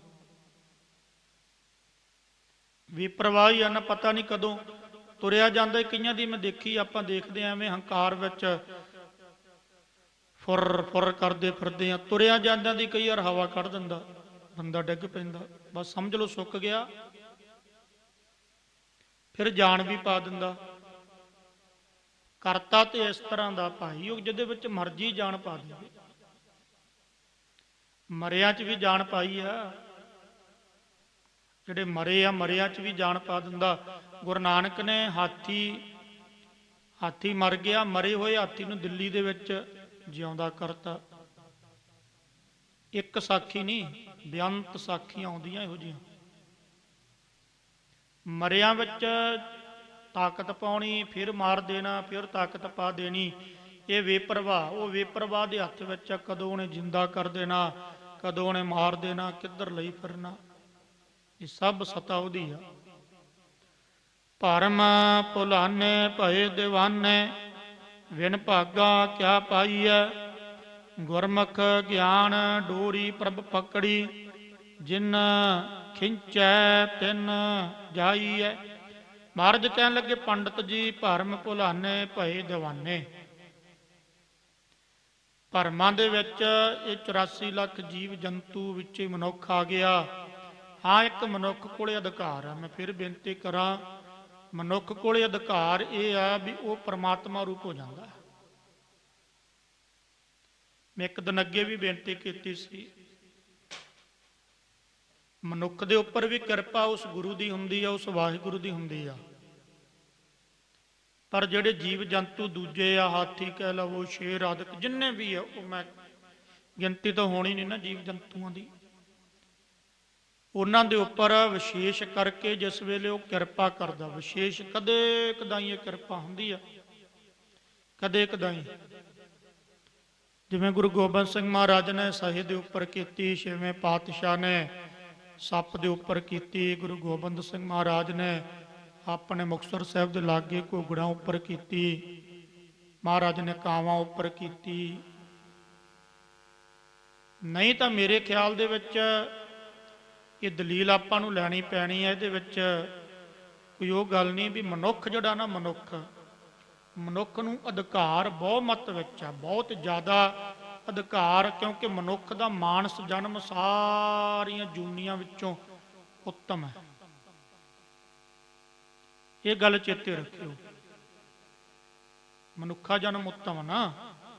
ਕਿ ਜੇ ਮਨੁੱਖਾ ਜਨਮ ਉੱਤਮ ਆ ਤੇ ਮਨੁੱਖ ਪਰਮਾਤਮਾ ਦੇ ਨੇੜੇ ਛੇਤੀ ਜਾ ਸਕਦਾ ਹੈ। ਇਹ ਸਮਰੱਥਾ, ਇਹ ਤਾਕਤ ਮਨੁੱਖ ਦੇ ਵਿੱਚ ਆ। ਮਨੁੱਖਾ ਜਨਮ ਉੱਤਮ ਹੈ। ਮਹਾਰਾਜ ਕਹਿਣ ਲੱਗੇ ਭਾਈ ਭਰਮ ਭੁਲਾਨੇ ਭਾਈ ਦੀਵਾਨੇ, ਪਰ ਜਿਹੜਾ ਮਨੁੱਖ ਹੈ ਮਨੁੱਖ ਦੇ ਉੱਪਰ ਮਾਇਆ ਪਈ ਵੀ ਆ। ਦੀਵਾਨੇ ਹੋ ਗਏ, ਮਸਤ ਹੋ ਗਏ ਮਾਇਆ ਦੇ ਵਿੱਚ, ਭਰਮ ਦੇ ਵਿੱਚ ਭੁੱਲੇ ਫਿਰਦੇ ਆ। ਬਿਨ ਭਾਗਾ ਕਿਆ ਪਾਈ ਹੈ। ਮਹਾਰਾਜ ਕਹਿਣ ਲੱਗੇ ਪੰਡਤ ਜੀ ਐਸੀ ਜਿਹੜੀ ਬਖਸ਼ਿਸ਼ ਆ। ਮਹਾਰਾਜ ਕਿਹੜੀ ਬਖਸ਼ਿਸ਼? ਗੁਰੂ ਨਾਨਕ ਦੇਵ ਮਹਾਰਾਜ ਕਹਿੰਦੇ ਪ੍ਰਮਾਤਮਾ ਦਾ ਰੂਪ ਹੋਣਾ, ਉਹਦੇ ਵਿੱਚ ਅਭੇਦ ਹੋਣਾ, ਅਕਾਲ ਦਾ ਸਰੂਪ ਹੋ ਜਾਣਾ, ਇਹ ਬਖਸ਼ਿਸ਼ ਤੋਂ ਬਿਨਾਂ ਨਹੀਂ। ਇਸੇ ਕਰਕੇ ਮਹਾਰਾਜ ਨੇ ਕਿਹਾ ਜਗ ਮਹਿ ਉੱਤਮ ਕਾਢੀਐ ਹੈ ਵਿਰਲੇ ਕਈ ਕੀ। ਇਹ ਬਖਸ਼ਿਸ਼ ਵਿਰਲਿਆਂ ਦੇ ਉੱਪਰ ਹੁੰਦੀ ਹੈ, ਵਿਰਲਿਆਂ ਤੇ। ਗੁਰਮੁਖ ਗਿਆਨ ਡੋਰੀ ਪ੍ਰਭ ਪਕੜੀ। ਫਿਰ ਮਹਾਰਾਜ ਜੀ ਇਹ ਬਖਸ਼ਿਸ਼ ਹੁੰਦੀ ਕਿਹਦੇ ਤੇ ਆ? ਚਲੋ ਆਪਾਂ ਵੀ ਬੇਨਤੀ ਪੂਰਵਕ ਮਹਾਰਾਜ ਨੂੰ ਸਵਾਲ ਕਰੀਏ, ਪੰਡਤਾਂ ਨੇ ਵੀ ਕੀਤਾ। ਮਹਾਰਾਜ ਤੁਸੀਂ ਕਹਿੰਦੇ ਇਹ ਬਖਸ਼ਿਸ਼ ਹੁੰਦੀ ਹੈ ਵਿਰਲਿਆਂ ਤੇ, ਉਹਨਾਂ ਵਿਰਲਿਆਂ ਵਿੱਚ ਕੌਣ ਆਉਂਦੇ ਆ? ਮਹਾਰਾਜ ਕਹਿਣ ਲੱਗੇ ਗੁਰਮੁਖ। ਮਹਾਰਾਜ ਗੁਰਮੁਖ ਕਿਉਂ ਆ ਗਏ? ਉਹਨਾਂ ਨੇ ਐਸਾ ਕੀ ਕੀਤਾ ਜਿਹਦੇ ਕਰਕੇ ਉਹ ਇਸ ਬਖਸ਼ਿਸ਼ ਦੇ ਵਿੱਚ ਆ ਗਏ? ਮਹਾਰਾਜ ਕਹਿਣ ਲੱਗੇ ਗੁਰਮੁਖ ਗਿਆਨ ਡੋਰੀ ਪ੍ਰਭ ਪਕੜੀ। ਉਹਨਾਂ ਨੇ ਗੁਰੂ ਦਾ ਹੁਕਮ ਲੈ ਕੇ ਫਿਰ ਉਹਦੇ ਉੱਪਰ ਅਭਿਆਸ ਕੀਤਾ, ਗਿਆਨ ਲਿਆ ਪ੍ਰਭੂ ਦੀ ਡੋਰੀ। ਡੋਰੀ ਤੋਂ ਅਰਥ ਪੱਲਾ, ਗੁਰੂ ਦਾ ਪੱਲਾ ਫੜ ਲਿਆ। ਇਹ ਤਰੀਕਾ ਸੀ ਉਹਨਾਂ ਕੋਲੇ। ਇਸ ਤਰੀਕੇ ਕਰਕੇ ਹੁਣ ਜਿਨ ਖਿੰਚੈ ਤਿੰਨ ਜਾਈਐ, ਉਹ ਫਿਰ ਕਿਵੇਂ? ਕਿਉਂਕਿ ਉਹਨਾਂ ਨੇ ਕਿਹਾ ਜਿਨ ਖਿੰਚੈ ਤਿੰਨ ਜਾਈਐ, ਵੀ ਜਿੱਧਰ ਨੂੰ ਵਾਹਿਗੁਰੂ ਖਿੱਚਦਾ। ਜਿਵੇਂ ਕਬੀਰ ਸਾਹਿਬ ਦੇ ਬਚਨ ਹਨ, ਕਬੀਰ ਕੁਕਰ ਰਾਮ ਕੋ ਮੁਤੀਆ ਮੇਰੋ ਨਾਓ, ਗਲੇ ਹਮਾਰੇ ਜੇਵਰੀ ਜੇ ਖਿੰਚੈ ਤਿਹ ਜਾਓ। ਹੁਕਮ ਰੂਪੀ ਜੇਵਰੀ ਸੰਗਲੀ ਆ ਮਹਾਰਾਜ, ਜਿੱਧਰ ਨੂੰ ਤੂੰ ਕਰਦਾ ਮੈਂ ਉੱਧਰ ਚਲਿਆ ਜਾਣਾ। ਇਹ ਹੁਕਮ ਦੀ ਗੱਲ ਆ ਗਈ ਇੱਥੇ। ਹੁਣ ਗੁਰਮੁਖ ਹੁਕਮ ਮੰਨਦਾ, ਗੁਰਮੁਖ ਕਰਤੇ ਦੀ ਤਾਕਤ ਨੂੰ ਮੰਨਦਾ, ਕਰਤੇ ਦੇ ਵਿੱਚ ਆਪ ਨਹੀਂ ਕਰਤਾ ਹੋ ਕੇ ਬਹਿੰਦਾ ਵੀ ਮੈਂ ਕਰਤਾ। ਮਹਾਰਾਜ ਜੋ ਤੂੰ ਕਰ ਰਿਹਾ ਬਸ ਸੱਤ ਹੀ ਕਰ ਰਿਹਾ। ਭਾਈ ਭਿਖਾਰੀ ਤਰ੍ਹਾਂ ਪੁੱਤਰ ਦੀ ਜੰਨ ਵੀ ਚੜ ਰਹੀ ਆ, ਪੁੱਤਰ ਦੀ ਲਾਸ਼ ਵੀ ਆ ਗਈ, 70 ਵੀ ਬੁਣਿਆ। ਬਸ ਮਹਾਰਾਜ ਜੰਨ ਵੀ ਤੂੰ ਚੜਾਉਣ ਵਾਲਾ ਤੇ 70 ਦੇ ਉੱਪਰ ਬਿਠਾਉਣ ਵਾਲਾ ਵੀ ਤੂੰ ਆ, ਕਾਹਨੀ ਲਾਉਣ ਵਾਲਾ ਵੀ ਤੂੰ ਆ। ਮੈਂ ਤੇ ਵਿੱਚ ਕੁਝ ਵੀ ਨਹੀਂ, ਤੂੰ ਕਰਤਾ ਹੈ। ਹਰ ਗੁਣ ਗਾਏ ਸਦਾ ਰੰਗ ਰਾਤੇ, ਬਹੁੜ ਨਾ ਪਛੁਤਾਈ ਹੈ। ਪੰਡਤ ਜੀ ਇੱਕ ਗੱਲ ਯਾਦ ਰੱਖਿਓ ਮਹਾਰਾਜ, ਕਿਹੜੀ? ਹਜੂਰ ਕਹਿਣ ਲੱਗੇ ਉਹਨਾਂ ਗੁਰਮੁਖਾਂ ਨੇ ਸਦਾ ਲਈ ਵਾਹਿਗੁਰੂ ਦੇ ਗੁਣਾਂ ਨੂੰ ਗਾਇਆ, ਪਰਮਾਤਮਾ ਨੂੰ ਚੇਤੇ ਰੱਖਿਆ, ਪਰਮਾਤਮਾ ਦੀ ਸਿਮਰਤੀ ਕੀਤੀ, ਪਰਮਾਤਮਾ ਨੂੰ ਯਾਦ ਰੱਖਿਆ। ਸਦਾ ਹੀ ਰੰਗ ਰਾਤੇ, ਸਦਾ ਹੀ ਉਹਦੇ ਰੰਗ ਵਿੱਚ ਉਹ ਰੱਤੇ ਹੋਏ ਨੇ। ਬਹੁੜ ਨਾ ਪਛੁਤਾਈ ਹੈ। ਫਿਰ ਮਹਾਰਾਜ ਕਹਿਣ ਲੱਗੇ ਵੀ ਜਿਹੜਾ ਵਾਹਿਗੁਰੂ ਦੇ ਗੁਣਾਂ ਨੂੰ ਗਾਉਂਦਾ ਨਾ, ਯਾਦ ਰੱਖਿਓ, ਉਹ ਕਦੇ ਪਛਤਾਉਂਦਾ ਨਹੀਂ। ਐਸਾ ਕੰਮ ਮੂਲੇ ਨਾ ਕੀਚੈ ਜਿਤ ਅੰਤ ਪਛੁਤਾਈਐ। ਇਹੋ ਜਿਹਾ ਕੰਮ ਹੀ ਨਾ ਕਰੋ ਜਿਹਦੇ ਵਿੱਚ ਅੰਤ ਨੂੰ ਪਛਤਾਉਣਾ ਪਵੇ। ਔਰ ਇੱਕ ਗੱਲ ਯਾਦ ਰੱਖਿਓ, ਨਾਮ ਤੋਂ ਬਿਨਾ, ਪਰਮਾਤਮਾ ਤੋਂ ਬਿਨਾ, ਵਾਹਿਗੁਰੂ ਤੋਂ ਬਿਨਾ, ਉਹਦੇ ਗੁਣਾਂ ਤੋਂ ਬਿਨਾ, ਇਹ ਕਹਿ ਲਓ ਪਰਮਾਤਮਾ ਦੇ ਗੁਣਾਂ ਤੋਂ ਬਿਨਾ ਹਰੇਕ ਕਰਮ ਦੇ ਵਿੱਚ ਪਛਤਾਵਾ, ਹਰੇਕ ਕਰਮ ਦੇ ਵਿੱਚ। ਮੈਂ ਇੱਕ ਦਲੀਲ ਦਿੰਦਾ ਹੁੰਨਾ ਵੀ ਆਹ ਤੇ ਬਹੁਤ ਛੋਟੀਆਂ ਗੱਲਾਂ, ਵੀ ਅਰਬਾਂ ਖਰਬਾਂ ਮਾਇਆ ਜੋੜ ਲੈਣੀ। ਭਾਈ ਗੁਰਦਾਸ ਨੇ ਸਿੱਧਾ ਹੀ ਲਿਖਿਆ ਵੀ ਜਿਹੜੇ ਸਿੱਧ ਸਨ ਉਹ ਤਾਰੇ ਤੋੜ ਲਿਆਉਂਦੇ ਸੀ ਆਕਾਸ਼ ਵਿੱਚੋਂ। ਮਾਇਆ ਮੂਇਆ ਤਾਂ ਰਿੱਧੀ ਸਿੱਧੀ ਤੇ ਬਹੁਤ ਛੋਟੀ ਜੀ ਗੱਲ ਰਹਿ ਗਈ, ਪਰ ਉਹ ਵੀ ਤੇ ਅੰਤ ਨੂੰ ਪਛਤਾ ਹੀ ਰਹੇ ਆ ਨਾ। ਰਿੱਧ ਸਿੱਧ ਅਵਰਾ ਸਾਧ, ਗੁਰੂ ਨਾਨਕ ਨੇ ਇਸੇ ਕਰਕੇ ਜਪਜੀ ਸਾਹਿਬ ਵਿੱਚ ਲਿਖਿਆ, ਇੰਨੀ ਤਾਕਤ ਜੇ ਜੁਗ ਚਾਰੇ ਆਰਜਾ, ਹੋਰ ਦਸੂਣੀ ਹੋਏ ਨਵਾ ਖੰਡਾ ਵਿੱਚ ਜਾਣੀ ਹੈ। ਨਾਲ ਚੱਲੇ ਸਭ ਕੋਏ, ਚੰਗਾ ਨਾਉ ਰਖਾਇ ਕੈ, ਜਸ ਕੀਰਤ ਜਗ ਲੇ, ਜੇ ਤਿਸ ਨਦਰ ਨਾ ਆਵੇ ਤਾਂ ਬਾਤ ਨਾ ਪੁੱਛਿਆ ਕਿ। ਅਰਥ ਕਰ ਲਓ, ਹੁਣ ਆਪੇ ਸਮਝ ਹੀ ਗਏ ਆ ਤੁਸੀਂ। ਇੰਨੀ ਤਾਕਤ ਆ ਜਾਵੇ, ਇੰਨੀ ਵਡਿਆਈ, ਇੰਨੀ ਉਪਮਾ, ਇੰਨੀਆਂ ਰਿੱਧੀਆਂ ਸਿੱਧੀਆਂ, ਇੰਨੀਆਂ ਉਮਰਾਂ, ਪਰ ਨਦਰ ਨਹੀਂ ਨਾ ਉਹਦੀ। ਦ੍ਰਿਸ਼ਟਮਾਨ ਜੋ ਸੰਸਾਰਿਕ ਵਸਤੂ ਆ ਨਾ, ਇਹ ਸਭ ਪ੍ਰਾਪਤ ਕਰ ਲੋ। ਦ੍ਰਿਸ਼ਟਮਾਨ ਚੰਦਰਮੇ ਤਾਰੇ, ਜੋ ਆਕਾਸ਼, ਇੱਥੋਂ ਤੱਕ ਵੀ ਤਾਰੇ ਵੀ ਤੋੜ ਲਿਆਂਦੇ, ਪਰ ਉਹਦੇ ਵਿੱਚ ਵੀ ਅੰਤ ਪਛਤਾਈ ਹੈ, ਪਛਤਾਵਾ ਹੀ ਆ। ਅੰਤ ਨੂੰ ਪਛਤਾਉਣਾ ਹੀ ਪੈਣਾ। ਕਿਉਂ ਪਛਤਾਉਣਾ ਪੈਣਾ? ਇਹਦੇ ਪਿੱਛੇ ਕਾਰਨ ਹੈ ਬਹੁਤ ਵੱਡਾ। ਕਿਉਂਕਿ ਇਹ ਝੂਠ ਹੈ, ਇਹ ਕਲਪਤ ਚੀਜ਼ ਹੈ। ਕਲਪਤ ਕਿਵੇਂ ਆ ਦੇਖੋ, ਸੰਖੇਪ ਜੀ ਦਲੀਲ ਦੇ ਦਿੰਦਾ। ਰੱਸੀ ਦੇ ਵਿੱਚ ਸੱਪ ਕਲਪਤ ਹੈ। ਦੂਰੋਂ ਖੜਾ ਬੰਦਾ ਡਰੀ ਜਾਂਦਾ, ਸੱਪ ਹੈ ਸੱਪ ਹੈ ਸੱਪ ਹੈ। ਨੇੜੇ ਆਉਂਦਾ, ਰੱਸੀ ਦਾ ਬੋਧ ਹੋ ਗਿਆ, ਰੱਸੀ ਦਾ ਗਿਆਨ ਹੋ ਗਿਆ, ਕਹਿੰਦਾ ਐਵੇਂ ਭੁਲੇਖੇ 'ਚ ਸੀ। ਜਿੰਨਾ ਚਿਰ ਪਰਮਾਤਮਾ ਵਿੱਚ ਭੇਦ ਨਹੀਂ ਹੁੰਦੇ, ਆਤਮਾ ਸਵੈ ਰੂਪ ਦਾ ਗਿਆਨ ਨਹੀਂ ਹੁੰਦਾ, ਜਾਣੀ ਉਹਦਾ ਰੂਪ ਹੀ ਨਹੀਂ ਹੁੰਦੇ, ਉਹਨਾਂ ਚਿਰ ਇਹ ਸਭ ਚੀਜ਼ਾਂ ਕਲਪਤ ਹੈ। ਕਲਪਤ ਚੀਜ਼ ਦੇ ਵਿੱਚੋਂ ਆਪਾਂ ਰਸ ਲੱਭਣ ਦੀ ਕੋਸ਼ਿਸ਼ ਕਰਦੇ ਹਾਂ, ਪਰ ਕਲਪਨਾ ਜਿਹੜੀ ਹੈ ਨਾ, ਕਲਪਤ ਸਭ ਬ੍ਰਹਿਮੰਡ, ਸਭ ਸ੍ਰਿਸ਼ਟੀ ਉਹਦੇ ਵਿੱਚ ਕਲਪਤ ਹੈ। ਤੇ ਕਲਪਤ ਵਿੱਚੋਂ ਕਦੇ ਵੀ ਰਸ ਨਹੀਂ ਮਿਲ ਸਕਦਾ, ਯਾਦ ਰੱਖਿਓ। ਕਲਪਤ ਵਿੱਚੋਂ ਕੀ ਤੁਸੀਂ ਰਸ ਲੱਭ ਲਓਗੇ? ਦੱਸੋ। ਜਿਹੜੀ ਹੈ ਹੀ ਝੂਠੀ, ਇਹ ਭਰਮ ਆ ਬੰਦੇ ਨੂੰ, ਇਹਦੇ ਵਿੱਚੋਂ ਲੱਭੀ ਜਾਂਦਾ। ਇਹ ਆਵਾਗਮਨ ਦਾ ਚੱਕਰ ਹੈ। ਜਦੋਂ ਕਿਤੇ ਖਹਿੜਾ ਛੁੱਟ ਗਿਆ ਵੀ ਇਹ ਤੇ ਕਲਪਤ ਹੀ ਆ, ਤੇ ਭਰਮ ਦੂਰ ਹੋ ਗਿਆ, ਬਸ ਪਰਮਾਤਮਾ ਰੂਪ ਹੋ ਗਿਆ, ਮੈਂ ਉਹਦੇ ਵਿੱਚ ਭੇਦ ਹੋ ਗਿਆ, ਉਹਦਾ ਰੂਪ ਹੋ ਗਿਆ, ਫਿਰ ਬੌੜ ਨਾ ਪਛਤਾਈ ਹੈ। ਫਿਰ ਕਾਹਦਾ ਪਛਤਾਵਾ ਭਾਈ ਦੱਸੋ? ਮਹਾਰਾਜ ਕਹਿੰਦੇ ਕੋਈ ਪਛਤਾਵਾ ਨਹੀਂ। ਭੱਬੈ ਭਲ ਹੈ ਗੁਰਮੁਖ ਬੂਝੈ, ਨਾ ਤਿਸ ਘਰ ਵਾਸਾ ਪਾਈਐ। ਭੱਬੈ ਭਉ ਜਲ ਮਾਰਗ ਵਿਖੜਾ, ਆਸ ਨਰਾਸਾ ਤਰੀਐ। ਗੁਰ ਪ੍ਰਸਾਦੀ ਆਪੋ ਚੀਨੈ, ਜੀਵ ਤਿਆ ਇਵ ਮਰੀਐ। ਮਹਾਰਾਜ ਕਹਿੰਦੇ ਭੱਬੈ ਭਲ ਹੈ। ਭੱਬੇ ਅੱਖਰ ਦੁਆਰਾ ਉਪਦੇਸ਼ ਆ। ਭੱਬਾ ਇਹ ਗੱਲ ਕਹਿ ਰਿਹਾ, ਭੱਬਾ ਅੱਖਰ ਹੈ ਨਾ, ਜਿਵੇਂ ਊੜੇ ਆੜੇ ਦੇ ਵਿੱਚ ਬੱਬੇ ਤੋਂ ਬਾਅਦ ਭੱਬਾ, ਭੱਬਾ ਅੱਖਰ ਸਮਝਾਉਂਦਾ ਭੱਬੈ ਭਲ ਹੈ ਗੁਰਮੁਖ ਬੁੱਝ ਹੈ। ਭੱਬਾ ਅੱਖਰ ਕਹਿ ਰਿਹਾ, ਕਹਿੰਦੇ ਸਾਰੇ ਲੱਭਦੇ ਫਿਰਦੇ, ਸਭ ਲੱਭਦੇ ਫਿਰਦੇ ਆ। ਕੋਈ ਇੱਧਰ ਜਾਂਦਾ, ਕੋਈ ਉੱਧਰ ਜਾਂਦਾ, ਸਭ ਬਾਹਰ, ਅੱਛਾ ਬਾਹਰ ਮੁਖੀ ਬਿਰਤੀ ਰੱਖ ਕੇ ਲੱਭਦੇ ਆ। ਭੁਲੇਖਾ ਇੱਥੇ ਹੀ ਆ, ਹੋਰ ਕਿਤੇ ਭੁਲੇਖਾ ਨਹੀਂ। ਪੰਜ ਗਿਆਨ ਇੰਦਰੀਆਂ ਦੁਆਰਾ ਲੱਭਦੇ ਆ। ਵਿਗਿਆਨੀ ਵੀ ਲੱਭ ਰਹੇ ਨਾ ਬਾਹਰੋਂ, ਤਾਈਓ ਨਿਰਾਸ਼ ਹੀ ਹੋਣਗੇ। ਗੁਰਬਾਣੀ ਕਦੇ ਝੂਠੀ ਨਹੀਂ ਹੋ ਸਕਦੀ। ਬੰਦਾ ਝੂਠਾ ਹੋ ਸਕਦਾ, ਸ਼ਾਸਤਰ ਕਦੇ ਝੂਠੇ ਨਹੀਂ ਹੋ ਸਕਦੇ। ਕਾਹੇ ਰੇ ਬਨ ਖੋਜਣ ਜਾਈ ਸਰਬ ਨਿਵਾਸੀ, ਸਦਾ ਲੇਪਾ ਤੋਹੇ ਸੰਗ ਸਮਾਈ। ਬਣ ਦਾ ਅਰਥ ਆਪਾਂ ਜੰਗਲ ਲਾਉਣੇ ਆ, ਭਾਵੇਂ ਪੂਰਾ ਬ੍ਰਹਿਮੰਡ ਲਾ ਲਓ, ਇਹ ਤਾਂ ਜਥਾ ਪ੍ਰਕਰਮੰ ਤਥਾ ਅਰਥੰ। ਪੂਰੇ ਬ੍ਰਹਿਮੰਡ ਵਿੱਚ ਲੱਭਦੇ ਆ, ਲੱਭਣਾ ਨਹੀਂ। ਇੱਥੇ ਨਾਭੀ ਚ ਅੰਦਰ ਨੂੰ ਮੁੜ ਪਾ। ਅੰਦਰਲੀ ਜਿਹੜੀ ਯਾਤਰਾ ਨਾ, ਇਹ ਗੁਰ ਸਿਮਰਨ ਨਾਲ ਹੀ ਹੋਣੀ ਆ। ਬੈਖਰੀ, ਬੈਖਰੀ ਤੋਂ ਥੱਲੇ ਫਿਰ ਜਿਹੜੀ ਜੀਭਾ, ਇਹ ਬੈਖਰੀ ਹੈ। ਬੈਖਰੀ ਮੱਧਮ ਪਰਾ ਪੈਸੰਤੀ, ਚਾਰ ਬਾਣੀਆਂ ਦੇ ਰਾਹੀਂ ਫਿਰ ਅੰਦਰ ਨੂੰ ਲੱਭਾਂਗੇ ਜਦੋਂ। ਫਿਰ ਲੱਭਣਾ, ਲੱਭਦਿਆਂ ਲੱਭਦਿਆਂ ਲੱਭਣਾ ਕੀ ਆ, ਅਭੇਦ ਹੋ ਜਾਾਂਗੇ ਬਸ। ਭੱਬਾ ਭਲ ਹੈ, ਭੱਬਾ ਅੱਖਰ ਕਹਿੰਦਾ ਜਿਹੜੇ ਭਾਲਦੇ ਫਿਰਦੇ ਆ ਬਾਹਰ। ਗੁਰਮੁਖ ਬੁੱਝੈ, ਉਹਨਾਂ ਗੁਰਮੁਖਾਂ ਨੇ ਬੁੱਝ ਲਿਆ। ਬੁੱਝਿਆ ਕਿੱਥੇ ਬੁੱਝਿਆ ਜੀ? ਤਾ ਨਿਜ ਘਰ ਵਾਸਾ ਪਾਈ ਹੈ। ਨਿਜ ਘਰ, ਨਿਜ ਸਰੂਪ ਦੇ ਮੈਂ ਅਰਥ ਪੜ੍ਹੇ, ਬੜੇ ਡੂੰਘੇ ਆ, ਕਿਆ ਬਾਤ ਹੈ। ਨਿਜ ਸਰੂਪ, ਇਹਨੂੰ ਕੂਟਸਥ ਕਹਿੰਦੇ ਆ। ਨਿਜ ਮੇਰੇ ਵਿੱਚ ਹੀ ਆ। ਨਿਜ ਮੇਰਾ ਸਵੈ ਰੂਪ। ਸਵੈ ਰੂਪ ਸਥੂਲ ਮੈਂ ਨਹੀਂ, ਸੂਖਸ਼ਮ ਮੈਂ ਨਹੀਂ, ਕਾਰਨ ਮੈਂ ਨਹੀਂ, ਇਹਦੇ ਪਿੱਛੇ ਚਿਦਾਭਾਸ ਮੈਂ ਨਹੀਂ। ਚਿਦਾਭਾਸ ਦੇ ਪਿੱਛੇ ਜੋ ਆ ਨਾ, ਜਿਹੜਾ ਇਹਨਾਂ ਨੂੰ ਸਤਾ ਦੇ ਰਿਹਾ, ਸਤਾ ਤੋਂ ਅਰਥ ਹੁੰਦਾ ਤਾਕਤ ਦੇ ਰਿਹਾ, ਸਮਰੱਥਾ ਦੇ ਰਿਹਾ। ਕਿਉਂਕਿ ਬਾਕੀ ਤੇ ਜੜ ਆ ਨਾ, ਪ੍ਰਕਾਸ਼ ਤੇ ਉਹਦਾ ਹੀ ਆ, ਉਹ ਮੇਰਾ ਨਿਜ ਸਰੂਪ ਹੈ।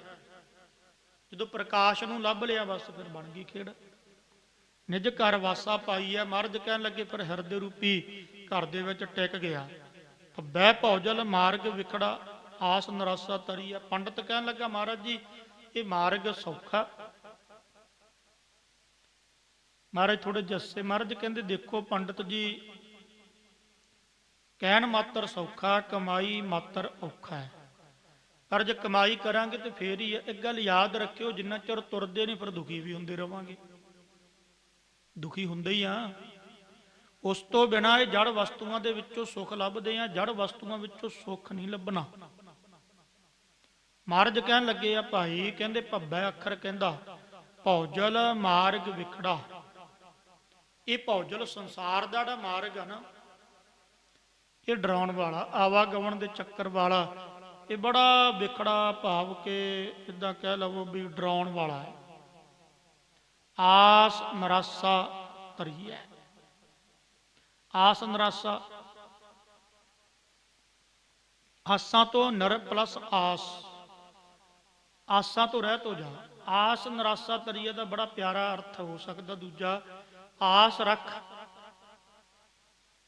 ਆਸ ਰੱਖ ਕੇ ਇੱਕ ਦਿਨ ਮੈਂ ਤਰ ਜਾਣਾ।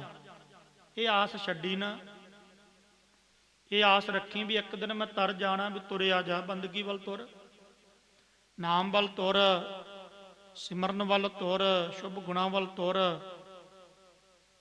ਪਰ ਜਿੱਥੇ ਉਹਨੇ ਮਿਲਣਾ ਨਿਰ ਆਸ, ਆਸ ਤੋਂ ਰਹਿਤ ਹੋ ਕੇ ਮਿਲਣਾ, ਉਦਾਂ ਨਹੀਂ ਮਿਲਦਾ। ਆਸ ਨਰਾਸਾ ਤਰੀਆ। ਮਹਾਰਾਜ ਕਹਿੰਦੇ ਭਾਈ ਉਹ ਫਿਰ ਤਰ ਜਾਂਦਾ ਕਿਹੜਾ, ਜਿਹੜਾ ਆਸ ਤੋਂ ਰਹਿਤ ਹੋ ਜਾਂਦਾ। ਪਹਿਲਾਂ ਆਸ ਰੱਖ ਕੇ ਤੁਰ। ਗੁਰ ਪ੍ਰਸਾਦੀ ਆਪੋ ਚੀਨੈ, ਗੁਰੂ ਦੀ ਕਿਰਪਾ ਦੁਆਰਾ ਆਪੋ ਚੀਨੈ। ਆਪਣੇ ਨਿਜ ਸਰੂਪ ਨੂੰ ਚੀਨੋਂ ਪਛਾਣ ਲੈਂਦਾ। ਜੀਵਤੇ ਆ ਇਵ ਮਰੀਆ, ਜਿਉਂਦਿਆਂ ਹੀ ਮਰਨਾ ਹੈ। ਹੁਣ ਬੜੇ ਕਮਾਲ ਦੇ ਬਚਨ ਆ ਵੀ ਜਿਉਂਦਿਆਂ ਵੀ ਕਦੇ ਮਰਿਆ ਜਾਂਦਾ। ਗੁਰੂ ਨਾਨਕ ਦੀ ਬਾਣੀ ਅਗੰਮੀ ਆ, ਜਿਉਂਦਿਆਂ ਕੌਣ ਮਰੂ। ਸਰੀਰ ਮਰ ਗਿਆ, ਆਪਾਂ ਕਹਿੰਦੇ ਆ ਮਰ ਗਿਆ, ਪਰ ਜਿਉਂਦਿਆਂ ਕਿੱਦਾਂ ਮਰੀਏ। ਮਹਾਰਾਜ ਕਹਿੰਦੇ ਸਰੀਰ ਰਹਿੰਦੇ ਆ, ਕਾਇਆ ਰਹਿੰਦੇ ਆ, ਤਨ ਰਹਿੰਦੇ ਆ, ਮਨ ਨੂੰ ਮਾਰਦੇ, ਬੁੱਧੀ ਨੂੰ ਮਾਰਦੇ, ਚਿੱਤ ਨੂੰ ਮਾਰਦੇ, ਹੰਕਾਰ ਨੂੰ ਮਾਰਦੇ, ਆਪਾ ਭਾਵ ਮਾਰਦੇ। ਹੰਕਾਰ ਮਾਰ ਦੇਵੇਂਗਾ, ਆਪਾ ਭਾਵ ਮਾਰ ਦੇਵੇਂਗਾ, ਸੂਖਸ਼ਮ ਮਾਰ ਦੇਵੇਂਗਾ, ਸਥੂਲ ਦੇ ਪੱਖ ਤੋਂ ਮਰ ਜਾਵੇਂਗਾ, ਬਸ ਤਰ ਗਿਆ। ਜਿਉਂਦਿਆਂ ਮਨ ਨੂੰ ਮਾਰਨਾ, ਬੁੱਧੀ ਨੂੰ ਮਾਰਨਾ। ਜਦੋਂ ਇਹ ਮਰ ਗਿਆ ਫਿਰ ਪਰਮਾਤਮਾ ਰੂਪ ਹੋ ਗਏ। ਇਹੀ ਤਾਂ ਹੈ। ਮਰਦ ਕਹਿੰਦੇ ਕਿਵ ਕੂੜਾ ਟੁੱਟੈ ਪਾਲ, ਕੂੜ ਦੀ ਕੰਧ ਇਹੀ ਆ। ਮਾਇਆ ਮਾਇਆ ਕਰ ਮੂਏ, ਮਾਇਆ ਕਿਸੈ ਨ ਸਾਥ। ਹੰਸ ਚੱਲੇ ਉਠ ਡੁੰਮਣੋ, ਮਾਇਆ ਭੂਲ ਆਥ। ਮਹਾਰਾਜ ਕਹਿਣ ਲੱਗੇ ਪੰਡਤ ਜੀ ਕਿੰਨੀ ਦੁਨੀਆ ਮਾਇਆ ਮਾਇਆ ਕਰ ਮੂਏ, ਮਾਇਆ ਮਾਇਆ ਕਰਕੇ ਮਰ ਗਈ, ਖਤਮ ਹੋ ਗਈ। ਮਾਇਆ ਕਿਸੇ ਨਾ ਸਾਥ ਹੈ, ਪਰ ਮਾਇਆ ਕਿਸੇ ਦੇ ਨਾਲ ਨਹੀਂ ਗਈ। ਕੈਸੀ ਤਾਕਤ ਹੈ ਮਾਇਆ ਚ, ਕਦੇ ਸੋਚਿਆ। ਹਾਲਾਂ ਮਾਇਆ ਕਲਪਤ ਹੈ, ਮਾਇਆ ਝੂਠੀ ਹੈ, ਮਾਇਆ ਸਤ ਅਸਤ ਹੈ, ਮਾਇਆ ਅਨਰਵਚਨੀ ਹੈ। ਇਹ ਸੱਚੀ ਵੀ ਲੱਗਦੀ ਹੈ, ਝੂਠੀ ਵੀ ਲੱਗਦੀ ਆ। ਮਾਇਆ ਉਹਦੀ ਇੱਕ ਛਾਂ, ਉਹਦੀ ਇੱਕ ਸ਼ਕਤੀ ਮੰਨਿਆ। ਮਾਇਆ ਨੂੰ ਸ਼ਕਤੀ, ਮਾਇਆ ਨੂੰ ਅਗਿਆਨ ਵੀ ਕਹਿੰਦੇ ਆ, ਮਾਇਆ ਨੂੰ ਅਵਿਦਿਆ ਵੀ ਕਹਿੰਦੇ ਆ, ਮਾਇਆ ਨੂੰ ਸ਼ਕਤੀ ਵੀ ਕਹਿੰਦੇ ਆ, ਮਾਇਆ ਨੂੰ ਸਤੋਗੁਣ ਵੀ ਕਹਿੰਦੇ ਆ। ਹੈ ਇੱਕ ਹੀ ਆ। ਹਾਲਾਂਕਿ ਉਹਦੀ ਛਾਂ ਇਹ, ਮੈਂ ਵਿਚਾਰ ਕਰਦਾ ਵੀ ਉਹਦੀ ਛਾਂ ਵਿੱਚ ਕਿੰਨੀ ਤਾਕਤ ਹੈ। ਆਹਾ ਸੋਚੋ, ਉਹਦੀ ਛਾਂ ਨੇ ਸਭ ਦੁਨੀਆ ਨੂੰ ਭਰਮਾ ਰੱਖਿਆ, ਕੋਈ ਛੱਡਦਾ ਹੀ ਨਹੀਂ। ਤੇ ਉਹਦੇ ਵਿੱਚ ਕਿੰਨੀ ਹੋਊਗੀ ਜਿਹੜਾ ਉਹਦੇ ਵਿੱਚ ਸਮਾ ਗਿਆ। ਹਾਲਾਂਕਿ ਗ੍ਰੰਥਾਂ ਨੇ ਮੰਨਿਆ, ਸ਼ਾਸਤਰਾਂ ਨੇ ਮੰਨਿਆ, ਸੁਣ ਲਓ ਵੀ ਜਿਵੇਂ ਆਟੇ ਵਿੱਚ ਲੂਣ ਕਹਿ ਦਈਏ ਜਾਂ ਕਹਿ ਦਈਏ ਵੀ ਤਿਲਕ ਮਾਤਰ, ਤਿਲਕ ਮਾਤਰ ਮਾਇਆ ਵਿੱਚ ਉਹਦੀ ਤਾਕਤ ਆ, ਤਿਲਕ ਮਾਤਰ। ਇਹਦਾ ਇੰਨਾ ਸਵਾਦ ਆ। ਤੇ ਜਿਹੜਾ ਉਹਦੇ ਵਿੱਚ ਭੇਦ ਹੋ ਗਿਆ, ਤਾਈਓ ਮੇਰੇ ਮਹਾਰਾਜ ਨੇ ਕਿਹਾ ਸਾਹਿਬ ਮੇਰਾ ਨੀਤ ਨਵਾਂ। ਜਪਜੀ ਸਾਹਿਬ ਵਿੱਚ ਪੜ੍ਹਦੇ ਆ ਨਾ, ਮਹਾਰਾਜ ਕਹਿਣ ਲੱਗੇ ਜਿਹੜੇ ਭਗਤ ਆ ਨਾ, ਭਗਤ ਉਹਨਾਂ ਨੂੰ ਸਦਾ ਵਿਗਾਸ, ਸਦਾ ਹੀ ਖੇੜਾ ਚੜਿਆ ਰਹਿੰਦਾ, ਸਦਾ ਹੀ ਆਨੰਦ ਵਿੱਚ ਰਹਿੰਦੇ। ਦੇਖੋ ਤਾਂ ਸਹੀ, ਸੋਚੋ ਤਾਂ ਸਹੀ। ਮਹਾਰਾਜ ਕਹਿੰਦੇ ਮਾਇਆ ਮਾਇਆ ਕਰਮ ਹੋਏ, ਮਾਇਆ ਕਿਸੇ ਨਾ ਸਾਥ ਪਾਈ। ਮਾਇਆ ਮਾਇਆ ਕਰਕੇ ਹੁਣ ਪੁੱਤ ਮੇਰਾ, ਧੀ ਮੇਰੀ, ਮਾਇਆ ਕੋਠੀ ਮੇਰੀ, ਜਾਇਦਾਦ ਮੇਰੀ, ਇਹ ਮਾਇਆ ਪ੍ਰਤੱਖ ਮਾਇਆ, ਬੈਂਕ ਬੈਲੈਂਸ ਮੇਰਾ, ਇਹ ਮਾਇਆ। ਮਰ ਗਏ, ਪੁੱਤਰ ਵੀ ਛੱਡ ਗਿਆ ਜਾਨੀ ਮਾਇਆ ਛੱਡ ਗਿਆ, ਧੀ ਛੱਡ ਗਿਆ ਜਾਨੀ ਮਾਇਆ ਛੱਡ ਗਿਆ, ਘਰ ਵਾਲੀ ਛੱਡ ਗਿਆ ਜਾਨੀ ਮਾਇਆ ਛੱਡ ਗਿਆ, ਪੁੱਤ ਪੁੱਤਰੇ ਛੱਡ ਗਿਆ। ਜੋ ਦ੍ਰਿਸ਼ਟ ਮਾਣੇ ਮਾਇਆ ਹੀ ਆ, ਇਹ ਛੱਡ ਗਿਆ, ਕਿਸੇ ਨਾਲ ਥੋੜੀ ਜਾਂਦੀ ਹੈ। ਹੰਸ ਚੱਲੇ ਉੱਠ ਡੁੰਮਣੋ, ਮਾਇਆ ਭੂਲ ਆਥ। ਆਥ ਮਾਇਆ, ਜਦੋਂ ਹੰਸ ਜਿਹੜਾ ਨਾ ਉਹ ਉੱਡ ਜਾਂਦਾ, ਉੱਡ ਗਿਆ, ਮਾਰ ਗਿਆ ਉਡਾਰੀ, ਫਿਰ ਮਾਇਆ ਭੁੱਲ ਗਈ। ਫਿਰ ਕਿੱਥੇ ਚਿੱਤੇ, ਕਿੱਥੇ ਯਾਦ। ਕਈ ਵਾਰ ਮੈਂ ਬੇਨਤੀ ਕੀਤੀ ਹੈ ਵੀ ਮਰਨ ਤੋਂ ਬਾਅਦ ਮੈਨੂੰ ਕੀ ਪਤਾ ਮੈਂ ਕਿੱਥੇ ਜਾਣਾ, ਮੈਂ ਐਵੇਂ ਬਸ ਆਹੀ ਧੰਦਿਆਂ ਵਿੱਚ ਆ ਲੋਕ। ਮੈਂ ਕਹਾਂਗਾ ਵੀ ਜੇ ਮੈਂ 99% ਕਹਿ ਦੇਵਾਂ ਤਾਂ ਉਹਦੇ ਵਿੱਚ ਵੀ ਕਿੰਨੇ ਕੁ ਮੈਂ ਕਹਾਂ, ਜਾਣੀ 100% ਵਿੱਚੋਂ 99% ਤੇ ਮੰਨਣੇ ਪੈਣੇ ਆ, 99 ਤੋਂ ਜ਼ਿਆਦਾ ਹੀ ਕਹਿ ਲਓ। ਇਸ ਤਰ੍ਹਾਂ ਦੇ ਜੀਵ, ਇਸ ਤਰ੍ਹਾਂ ਦੇ ਲੋਕ ਦੇਖੇ ਆ। ਮਰਨ ਸਮੇਂ ਵੀ ਚਿੰਤਾ ਹੁੰਦੀ ਆ, ਮਰਨ ਸਮੇਂ ਵੀ ਮੇਰਾ ਇੰਨਾ ਬੈਲੈਂਸ ਆ, ਮੈਂ ਆਹ ਪੁੱਤ ਨੂੰ ਦੇ ਜਾ, ਇਹਨੂੰ ਦੇ ਜਾ। ਮਹਾਰਾਜ ਕਹਿਣ ਲੱਗੇ ਭਾਈ ਹੰਸ ਚੱਲੇ ਉੱਠ ਡੁੰਮਣੋ, ਮਾਇਆ ਭੂਲ ਆਥ। ਜਦੋਂ ਇਹ ਹੰਸ ਮਾਰ ਗਿਆ ਡਾਰੀ, ਉਹਨੇ ਫਿਰ ਥੋੜੀ ਮਾਇਆ ਨਾਲ ਲਿਜਾਣੀ ਆ, ਉਹ ਤੇ ਭੁੱਲ ਗਿਆ। ਮਨ ਝੂਠਾ ਜਮ ਜੋਹਿਆ, ਅਵਗਨ ਚੱਲਹਿ ਨਾਲ। ਮਨ ਮਹਿ ਮਨ ਉਲਟੋ ਮਰੈ, ਜੇ ਗੁਣ ਹੋਵੈ ਨਾਲ। ਮਹਾਰਾਜ ਕਹਿੰਦੇ ਮਨ ਝੂਠਾ ਜਮ ਜੋਹਿਆ, ਜਿਹੜਾ ਮਨ ਝੂਠਾ ਮਨ ਨਾ, ਝੂਠਾ ਮਨ ਕਿਹੜਾ, ਜਿਹੜਾ ਵਿਕਾਰਾਂ ਦੇ ਵਿੱਚ ਲੱਗਿਆ, ਅੰਤਸ਼ਕਰਨ ਝੂਠਾ। ਅੰਤਸ਼ਕਰਨ ਸਾਧੂ ਦੇ ਵੀ ਹੁੰਦਾ, ਇਹ ਨਹੀਂ ਗੱਲ ਕਿ ਨਹੀਂ, ਮਨਮੁਖ ਦੇ ਤਾਂ ਹੈਗਾ ਹੀ ਹੈਗਾ। ਪਰ ਇੱਥੇ ਇੱਕ ਛੋਟੀ ਜਿਹੀ ਬੇਨਤੀ ਕਰਾਂ, ਜਿਹੜਾ ਅੰਤਸ਼ਕਰਨ ਸਾਧੂ ਦਾ ਹੁੰਦਾ ਉਹ ਸਾਖਸ਼ੀ ਸਹਿਤ ਹੁੰਦਾ, ਜਿਹੜਾ ਮਨਮੁਖ ਦਾ ਹੁੰਦਾ ਉਹ ਪਰਮਾਤਮਾ ਸਹਿਤ ਹੁੰਦਾ। ਸਾਧੂ ਦਾ ਜਿਹੜਾ ਅੰਤਸ਼ਕਰਨ ਉਹ ਸਿੱਧਾ ਦੇਖਦਾ ਬ੍ਰਹਮ ਨੂੰ, ਬ੍ਰਹਮ ਗਿਆਨੀ ਦਾ ਅੰਤਸ਼ਕਰਨ, ਉਹਦੇ ਵਿੱਚ ਮਲ ਵਿਖੇਪ ਆਵਰਨ ਆਦਿ ਕੁਛ ਨਹੀਂ ਗਾ, ਮੈਲ ਮੂਲ ਹੈ ਨਹੀਂ, ਐ ਸਾਫ ਸੁਥਰਾ ਹਿਰਦਾ ਕਹਿੰਦੇ ਹੋ। ਸਤੋ ਰਜੋ ਤਮੋ ਵੀ ਹੈ ਨਹੀਂ। ਜਿਹੜਾ ਮਨਮੁਖ ਦਾ ਪਰਮਾਤਮਾ, ਇੱਥੇ ਮਲ ਵਿਖੇਪ ਆਵਰਨ ਆਦਿਕ ਆ ਜਾਂਦੇ ਆ। ਹੁਣ ਇੱਥੇ ਕਹਿ ਰਹੇ ਆ ਮਹਾਰਾਜ ਕਹਿੰਦੇ ਭਾਈ ਦੇਖੋ, ਮਨ ਝੂਠਾ ਜਮ ਜੋਹਿਆ।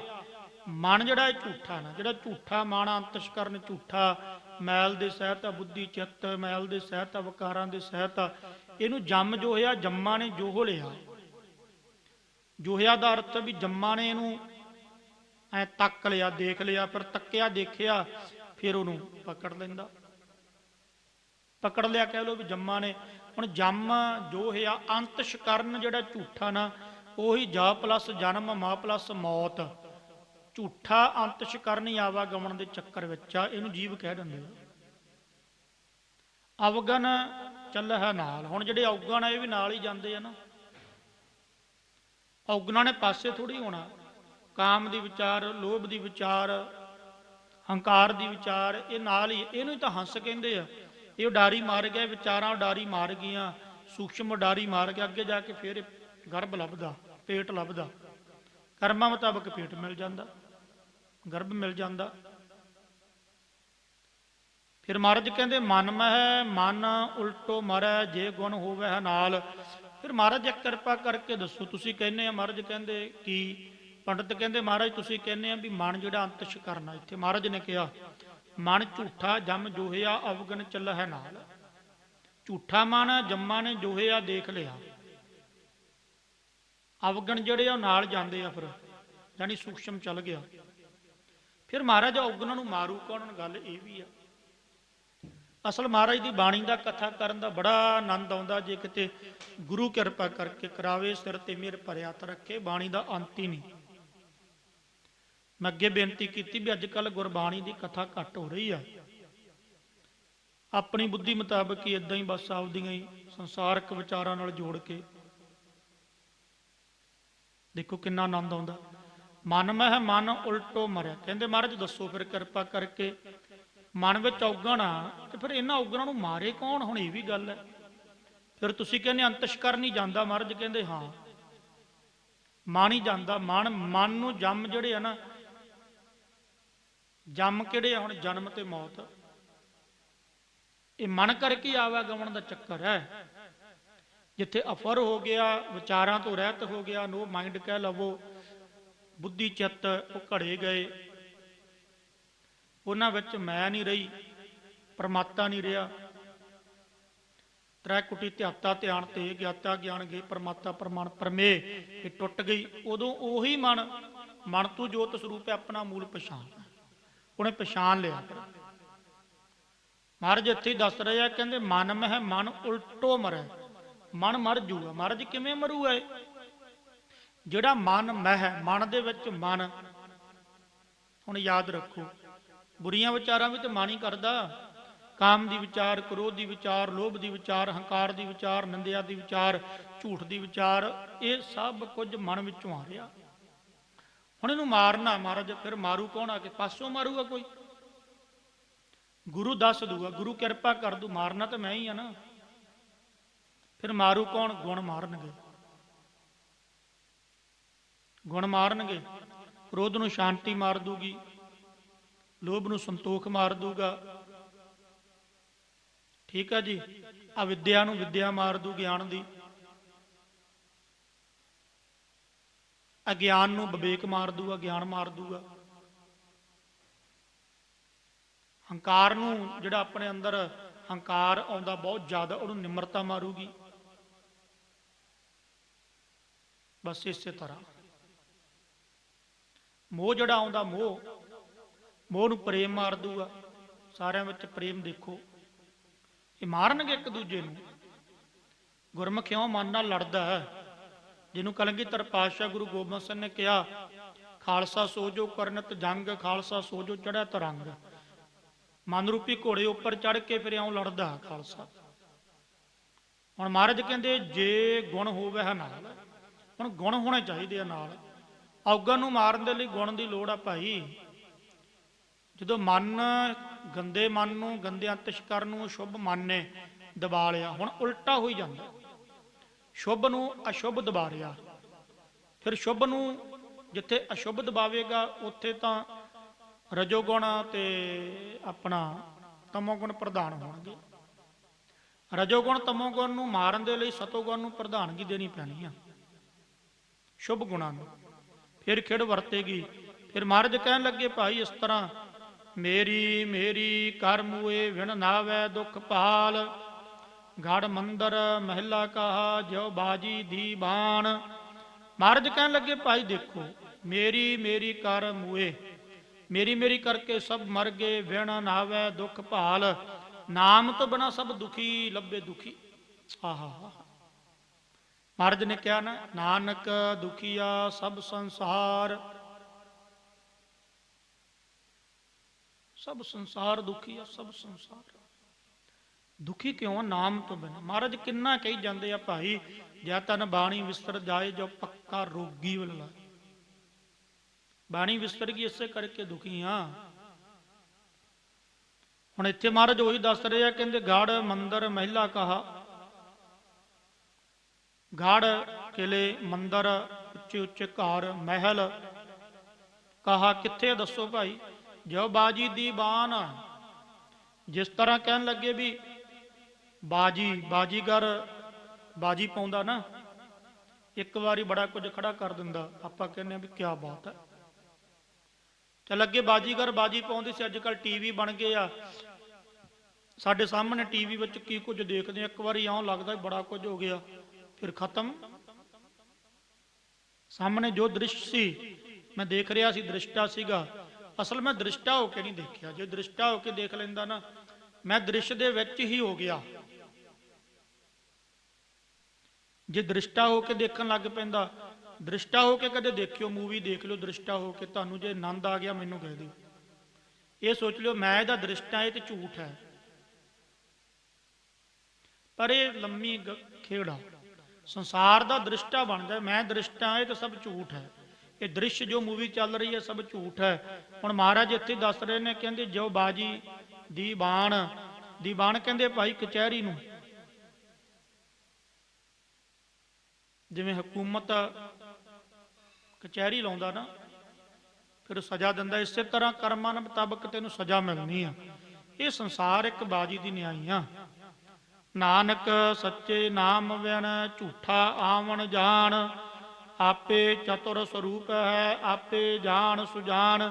ਮਹਾਰਾਜ ਕਹਿੰਦੇ ਭਾਈ ਯਾਦ ਰੱਖਿਓ ਵੀ ਸੱਚੇ ਨਾਮ ਤੋਂ ਬਿਨਾ ਸਭ ਕੁਝ ਝੂਠਾ ਹੈ, ਆਉਣਾ ਜਾਣਾ ਵੀ ਝੂਠਾ ਹੈ। ਆਪੇ ਚਤੁਰ ਸਰੂਪ ਹੈ, ਜਿਹੜਾ ਉਹਦਾ ਨਿੱਜ ਸਰੂਪ ਹੈ ਨਾ ਪਰਮਾਤਮਾ ਦਾ, ਉਹੀ ਚਤੁਰ ਸਿਆਣਾ ਕਹਿ ਲਵੋ, ਸਹੀ ਕਹਿ ਲਵੋ, ਉਹੀ ਸਹੀ ਹੈ।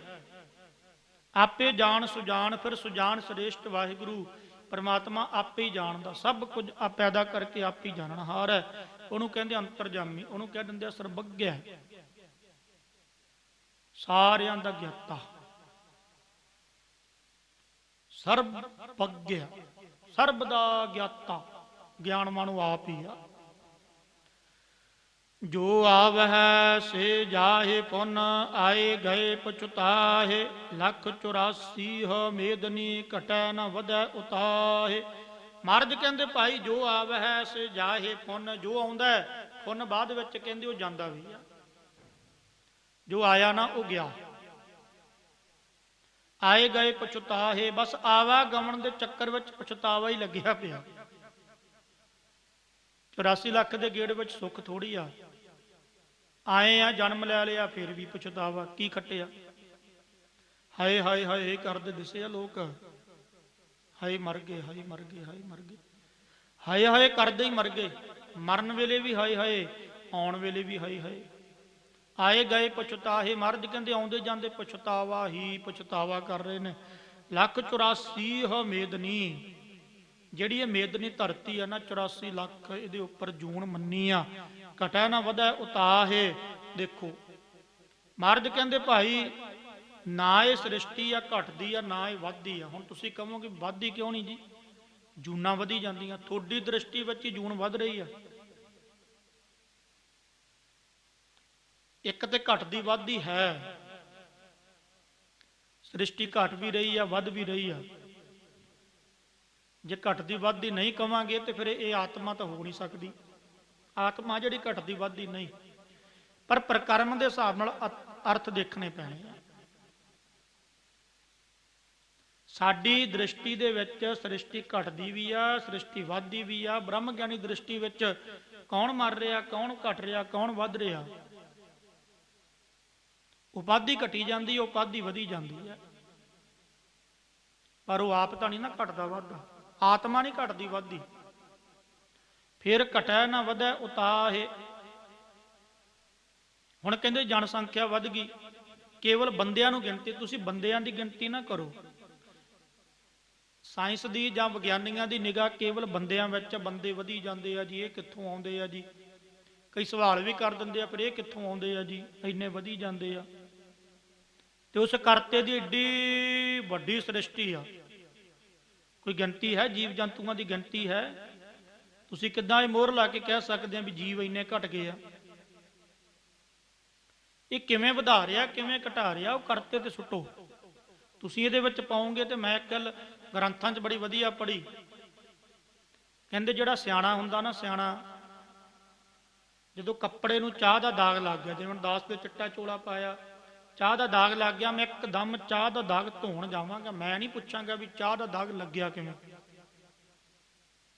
ਮੈਂ ਤੇ ਚਾਹ ਦਾ ਦਾਗ ਧੋਣਾ, ਬਸ ਮੈਂ ਤੇ ਇਹ ਆ ਵੀ ਮਲ ਵਿਖੇਪ ਆਵਰਨ, ਇਹ ਮੈਲ ਜਿਹੜੀ ਲੱਗੀ ਇਹਨੂੰ ਦੂਰ ਕਰਕੇ ਪ੍ਰਮਾਤਮਾ ਵਿੱਚ ਅਭੇਦ ਹੋਣਾ, ਇਹ ਬਿਰਤੀ ਰੱਖੋ।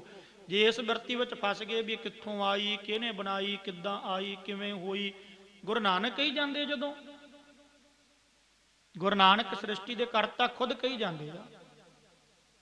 ਮਹਾਰਾਜ ਨੇ ਕਵਣ ਸੁਵੇਲਾ ਵਕਤ ਕਵਣ, ਕਵਣ ਥਿਤ ਕਵਣ ਵਾਰ, ਕਵਣ ਸੁਰਤੀ ਮਾਹੋ ਕਵਣ।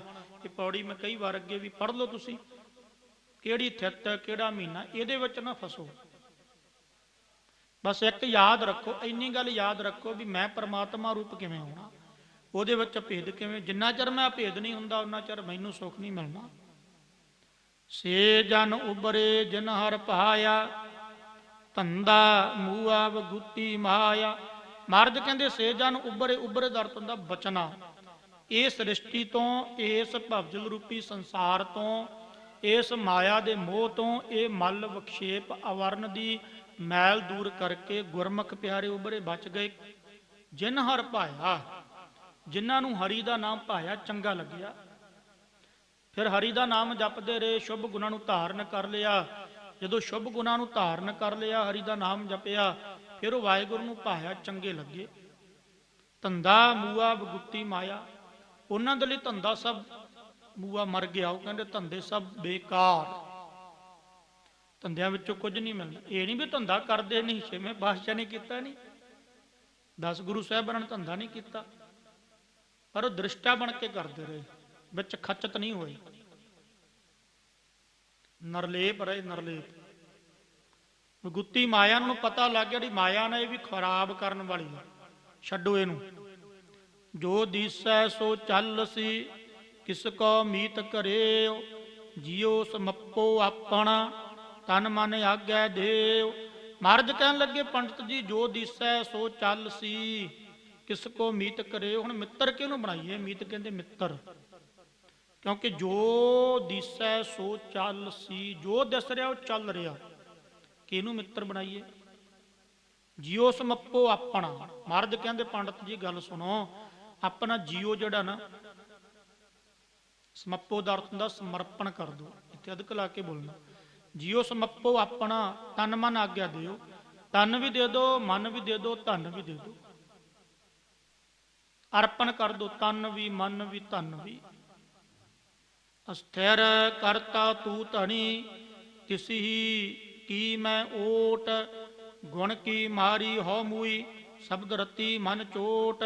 ਮਹਾਰਾਜ ਕਹਿਣ ਲੱਗੇ ਪੰਡਤ ਜੀ ਹੁਣ ਇਹ ਕਹੋ, ਅਸਥਿਰ ਕਰਤਾ ਤੂ ਧਣੀ, ਹੇ ਕਰਤੇ ਵਾਹਿਗੁਰੂ ਤੂੰ ਧਣੀ। ਧਣੀ ਦਾ ਅਰਥ ਸਾਰਿਆਂ ਦਾ ਮਾਲਕ।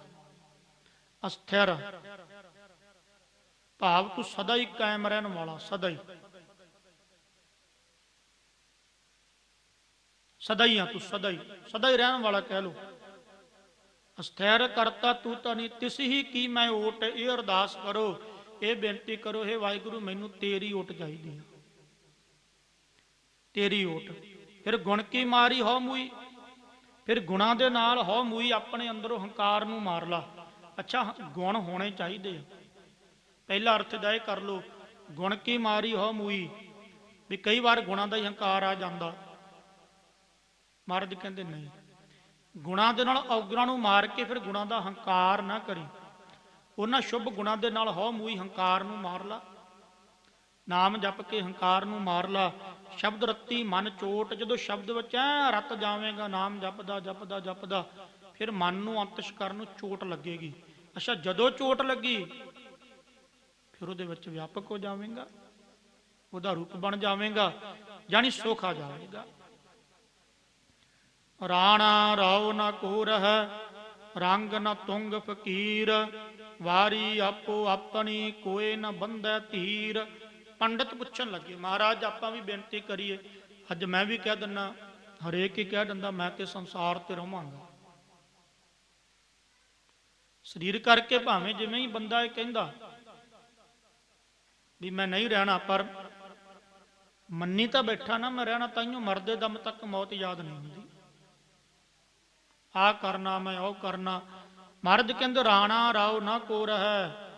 ਹਜੂਰ ਕਹਿਣ ਲੱਗੇ ਇੱਕ ਗੱਲ ਯਾਦ ਰੱਖਿਓ ਪੰਡਤ ਜੀ, ਨਾ ਰਾਣਾ ਰਾਉ। ਰਾਣਾ ਰਾਉ ਦਾ ਅਰਥ ਹੋ ਗਿਆ ਵੀ ਜਿਹੜੇ ਵੱਡੇ ਵੱਡੇ ਅਮੀਰ ਆ, ਰਾਉ ਰਾਜੇ ਆ, ਪਾਤਸ਼ਾਹ ਲੋਕ। ਰੰਗ ਨਾ ਤੁੰਗ ਫਕੀਰ, ਫਕੀਰ ਲੋਕ, ਤੁੰਗ ਗਰੀਬ ਲੋਕ। ਰੰਗ ਜਿਹੜੇ ਮਹਾਰਾਜ ਕਹਿਣ ਲੱਗੇ ਵੀ ਰੰਗ ਗਰੀਬ ਲੋਕ ਹੈ, ਨਾ ਅਮੀਰ ਨੇ ਰਹਿਣਾ, ਨਾ ਗਰੀਬ ਨੇ ਰਹਿਣਾ, ਨਾ ਰਾਜੇ ਨੇ ਰਹਿਣਾ, ਨਾ ਪਾਤਸ਼ਾਹ ਨੇ ਰਹਿਣਾ। ਵਾਰੀ ਆਪੋ ਆਪਣੀ ਕੋਈ ਨਾ ਬੰਧੈ ਧੀਰ। ਮਹਾਰਾਜ ਕਹਿੰਦੇ ਧੀਰਜ ਕਰਕੇ ਸੋਚ ਲਵੋ, ਜਾਂ ਕੋਈ ਵੀ ਇੱਥੇ ਰਹੇਗਾ ਨਹੀਂ, ਕੋਈ ਨਾ ਬੰਧੈ ਧੀਰ। ਮਹਾਰਾਜ ਕਹਿੰਦੇ ਗੱਲ ਯਾਦ ਰੱਖੋ। ਮਹਾਰਾਜ ਕਿਹੜੀ? ਹਜੂਰ ਕਹਿਣ ਲੱਗੇ ਕੋਈ ਵੀ ਇੱਥੇ ਰਹਿ ਨਹੀਂ ਸਕਦਾ, ਵਾਰੀ ਆਪੋ ਆਪਣੀ। ਸਭ ਚਲੇ ਗਏ, ਸਭ ਨੇ ਚਲੇ ਜਾਣਾ, ਸਭ। ਪਰ ਇੱਕ ਮੇਰਾ ਨਿੱਜ ਸਰੂਪ ਹੈ ਜੋ ਪ੍ਰਮਾਤਮਾ ਨਾ, ਸਾਰਿਆਂ ਵਿੱਚ ਭੇਦ ਹੈ। ਉਹ ਨਾ ਕਿਤੇ ਆਇਆ ਤੇ ਨਾ ਹੀ ਉਹਨੇ ਜਾਣਾ, ਉਹ ਸਦੀਵੀ ਆ। ਰਾਹੋ ਬੁਰਾ ਪੀਹਾਵਲਾ ਸਰ ਡੂਗਰ ਅਸਗਾਹ, ਮੈਂ ਤਨ ਅਵਗਨ ਝੁਰ ਮੂਈ ਵਿਨ ਗੁਣ ਕਿਉ ਕਰ ਜਾ। ਹੁਣ ਇੱਥੇ ਜੀਵ ਰੂਪੀ ਇਸਤਰੀ ਬਣ ਕੇ ਬੇਨਤੀ ਕਰੀਏ, ਹੇ ਪਤੀ ਰੂਪ ਪਰਮੇਸ਼ਰ, ਇੱਕ ਕਿਰਪਾ ਕਰ ਮੇਰੇ ਤੇ। ਰਾਹੋ ਬੁਰਾ ਪੀਹਾਵਲਾ, ਜਿਹੜਾ ਇਹ ਰਾਹ ਨਾ ਬਹੁਤ ਡਰਾਵਣਾ, ਬਹੁਤ ਹੀ ਜ਼ਿਆਦਾ ਡਰਾਉਂਦਾ ਰਾਹ। ਪੀਹਾਵਲਾ ਕਹਿੰਦੇ ਡਰਾਉਣਾ। ਰਾਹੋ ਬੁਰਾ ਪੀਹਾਵਲਾ ਸਰ ਡੂਗਰ ਅਸਗਾਹ, ਸਰ ਕਹਿੰਦੇ ਆ ਸਰੋਵਰ ਨੂੰ, ਡੂਗਰ ਪਹਾੜ ਨੂੰ, ਅਸਗਾਹ ਬਹੁਤ ਜ਼ਿਆਦਾ ਡੂੰਘਾ। ਇਹ ਸੰਸਾਰ ਰੂਪੀ ਰਸਤਾ ਜਿਹੜਾ ਨਾ, ਇਹ ਬੜਾ ਡੂੰਘਾ। ਪਤਾ ਹੀ ਨਹੀਂ ਜੁਗ ਜੁਗ ਮੇਰ ਸਰੀਰਕਾ ਵਾਸ਼ਨਾ ਵੱਧਾ ਆਵੇ ਜਾਵੇ, ਕਦੋਂ ਕਦੇ ਅਸੀਂ ਤੁਰੇ ਆਉਣੇ ਆ ਤੇ ਕਿੰਨਾ ਕੁ ਚਿਰ ਤੁਰਨਾ। ਔਰ ਡਰਾਵਣਾ ਵੀ ਆ, ਡਰ ਲੱਗਦਾ ਨਾ ਮੌਤ ਤੋਂ। ਮਹਾਪੁਰਸ਼ ਬ੍ਰਹਮ ਗਿਆਨੀ ਕਦੇ ਮੌਤ ਤੋਂ ਨਹੀਂ ਡਰੇਗਾ। ਜੇ ਅਸੀਂ ਡਰਦੇ ਆ ਮਤਲਬ ਡਰਾਵਣਾ, ਫਿਰ ਡੂੰਘਾ ਵੀ ਆ। ਮਹਾਰਾਜ ਕਿਰਪਾ ਕਰਕੇ ਦੱਸ, ਮੈਂ ਤਨ ਅਵਗੁਣ ਝੁਰ ਮੂਈ, ਮੇਰੇ ਤਨ ਵਿੱਚ ਔਗਣ ਵੀ ਬਹੁਤ ਆ, ਝੁਰ ਮੂਈ। ਜੀਵ ਰੂਪੀ ਇਸਤਰੀ ਆ ਨਾ, ਫਿਰ ਉਹ ਝੁਰ ਝੁਰ ਕੇ ਮਰਦੀ ਆ। ਵਿਨ ਗੁਣ ਕਿਉਂ ਘਰ ਜਾ, ਕਿਉਂਕਿ ਗੁਣ ਤੋਂ ਬਿਨਾ ਕਿਵੇਂ ਘਰ ਵਿੱਚ ਜਾਈਏ। ਮਹਾਰਾਜ ਦੱਸ ਰਹੇ ਨੇ, ਗੁਣੀਆਂ ਗੁਣ ਲੈ ਪ੍ਰਭ ਮਿਲੇ, ਤਿੰਨ ਕੋ ਮਿਲੋ ਪਿਆਰ, ਤਿੰਨ ਹੀ ਜੈਸੀ ਥੀ ਰਹਾ। ਮਹਾਰਾਜ ਕਹਿੰਦੇ ਭਾਈ ਗੁਣ ਲੈ ਕੇ ਪ੍ਰਮਾਤਮਾ ਨੂੰ ਮਿਲੋ, ਤਿੰਨ ਹੀ ਜੈਸੀ ਥੀ ਰਹਾ, ਫਿਰ ਉਹਦੇ ਵਰਗਾ ਹੀ ਮੈਂ ਹੋ ਜਾਊਗਾ। ਕਿਵੇਂ? ਜਪ ਜਪ ਹਿਰਦੇ ਮੁਰਾਰ, ਮੁਰਾਰ ਵੈਰੀਆਂ ਨੂੰ ਨਾਸ਼ ਕਰਨ ਵਾਲਾ ਜਿਹੜਾ ਨਾ ਵਾਹਿਗੁਰੂ ਪ੍ਰਮਾਤਮਾ, ਉਹਨੂੰ ਹਿਰਦੇ ਵਿੱਚ ਜਪ ਕੇ। ਅਵਗੁਣੀ ਭਰਪੂਰ ਹੈ ਗੁਣ ਭੀ ਵਸਹਿ ਨਾਲ, ਵਿਨ ਸਤਗੁਰ ਗੁਣ ਨਾ ਜਾਪਣੀ, ਜਿਚਰ ਸ਼ਬਦ ਨਾ ਕਰੇ ਵਿਚਾਰ। ਮਹਾਰਾਜ ਕਹਿਣ ਲੱਗੇ ਜਿਹੜੀ ਜੀਵ ਰੂਪੀ ਇਸਤਰੀ ਹੈ ਨਾ, ਇਹ ਔਗਣਾਂ ਨਾਲ ਭਰਪੂਰ ਭਰੀ ਪਈ ਆ। ਔਗਣ ਹੀ ਔਗਣ, ਗੁਣ ਭੀ ਵਸਹਿ ਨਾਲ, ਜਿੱਥੇ ਔਗਣਾ ਗੁਣ ਵਸਾਵੇ ਆਪਣੇ ਅੰਦਰ। ਔਗਣਾਂ ਨੂੰ ਦੂਰ ਕਰਨ ਦੇ ਲਈ ਗੁਣਾਂ ਦੀ ਲੋੜ ਹੈ। ਕਿਉਂ? ਕਿਉਂਕਿ ਵਿਨ ਸਤਗੁਰ ਗੁਣ ਨਾ ਜਾਪਣੀ। ਪਰ ਜਿੱਥੇ ਗੁਣ ਆ ਉੱਥੇ ਸਤਗੁਰਾਂ ਦੀ ਵੀ ਲੋੜ ਆ। ਫਿਰ ਵਿਨ ਸਤਗੁਰ ਗੁਣ ਨਾ ਜਾਪਣੀ, ਗੁਰੂ ਤੋਂ ਬਿਨਾਂ ਗੁਣਾਂ ਦੀ ਪ੍ਰਾਪਤੀ ਨਹੀਂ ਹੋ ਸਕਦੀ।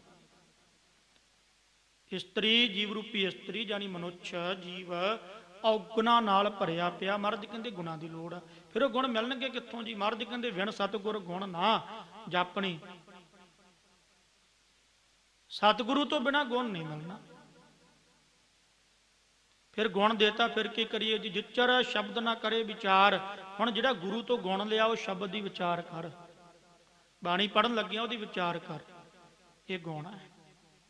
ਫਿਰ ਉਸ ਪ੍ਰਮਾਤਮਾ ਦੀ, ਪਤੀ ਰੂਪ ਪ੍ਰਮਾਤਮਾ ਦੀ ਪ੍ਰਾਪਤੀ ਹੋ ਜਾਵੇਗੀ। ਲਸਕਰੀਆ ਘਰ ਸੰਮਲੇ ਆਏ ਵਜੋ ਲਿਖਾਏ, ਕਾਰ ਕਮਾਵਹਿ ਸਿਰ ਤਣੀ ਲਾਹਾ ਪੱਲੇ ਪਾਏ। ਇਹ ਮਹਾਰਾਜ ਅਲੰਕਾਰ ਦੇ ਰਾਹੀਂ ਸਮਝਾ ਰਹੇ ਆ। ਲਸਕਰੀਆ ਘਰ ਸੰਮਲੇ, ਲਸਕਰੀਆ ਕਹਿੰਦੇ ਸਿਪਾਹੀ ਨੂੰ। ਆ ਜਿੰਨੇ ਜੀਵ ਆ ਇਹ ਸਿਪਾਹੀ ਹੈ, ਤੇ ਜਿਹੜਾ ਇਹ ਸੰਸਾਰ ਆ ਇਹ ਇੱਕ ਮੈਦਾਨ ਆ। ਜਿਵੇਂ ਸਿਪਾਹੀ ਨੂੰ ਮੈਦਾਨ ਦੀ ਲੋੜ ਹੁੰਦੀ ਆ ਨਾ, ਰਣ ਕਰਨ ਦੇ ਲਈ, ਜੰਗ ਕਰਨ ਦੇ ਲਈ ਰਣ ਭੂਮੀ। ਇਹ ਜਿੰਨੇ ਜੀਵ ਜੰਤੂ ਸਭ ਆਪਾਂ ਇਹ ਸਿਪਾਹੀ ਆ। ਸੰਸਾਰ ਇੱਕ ਮੈਦਾਨ ਆ।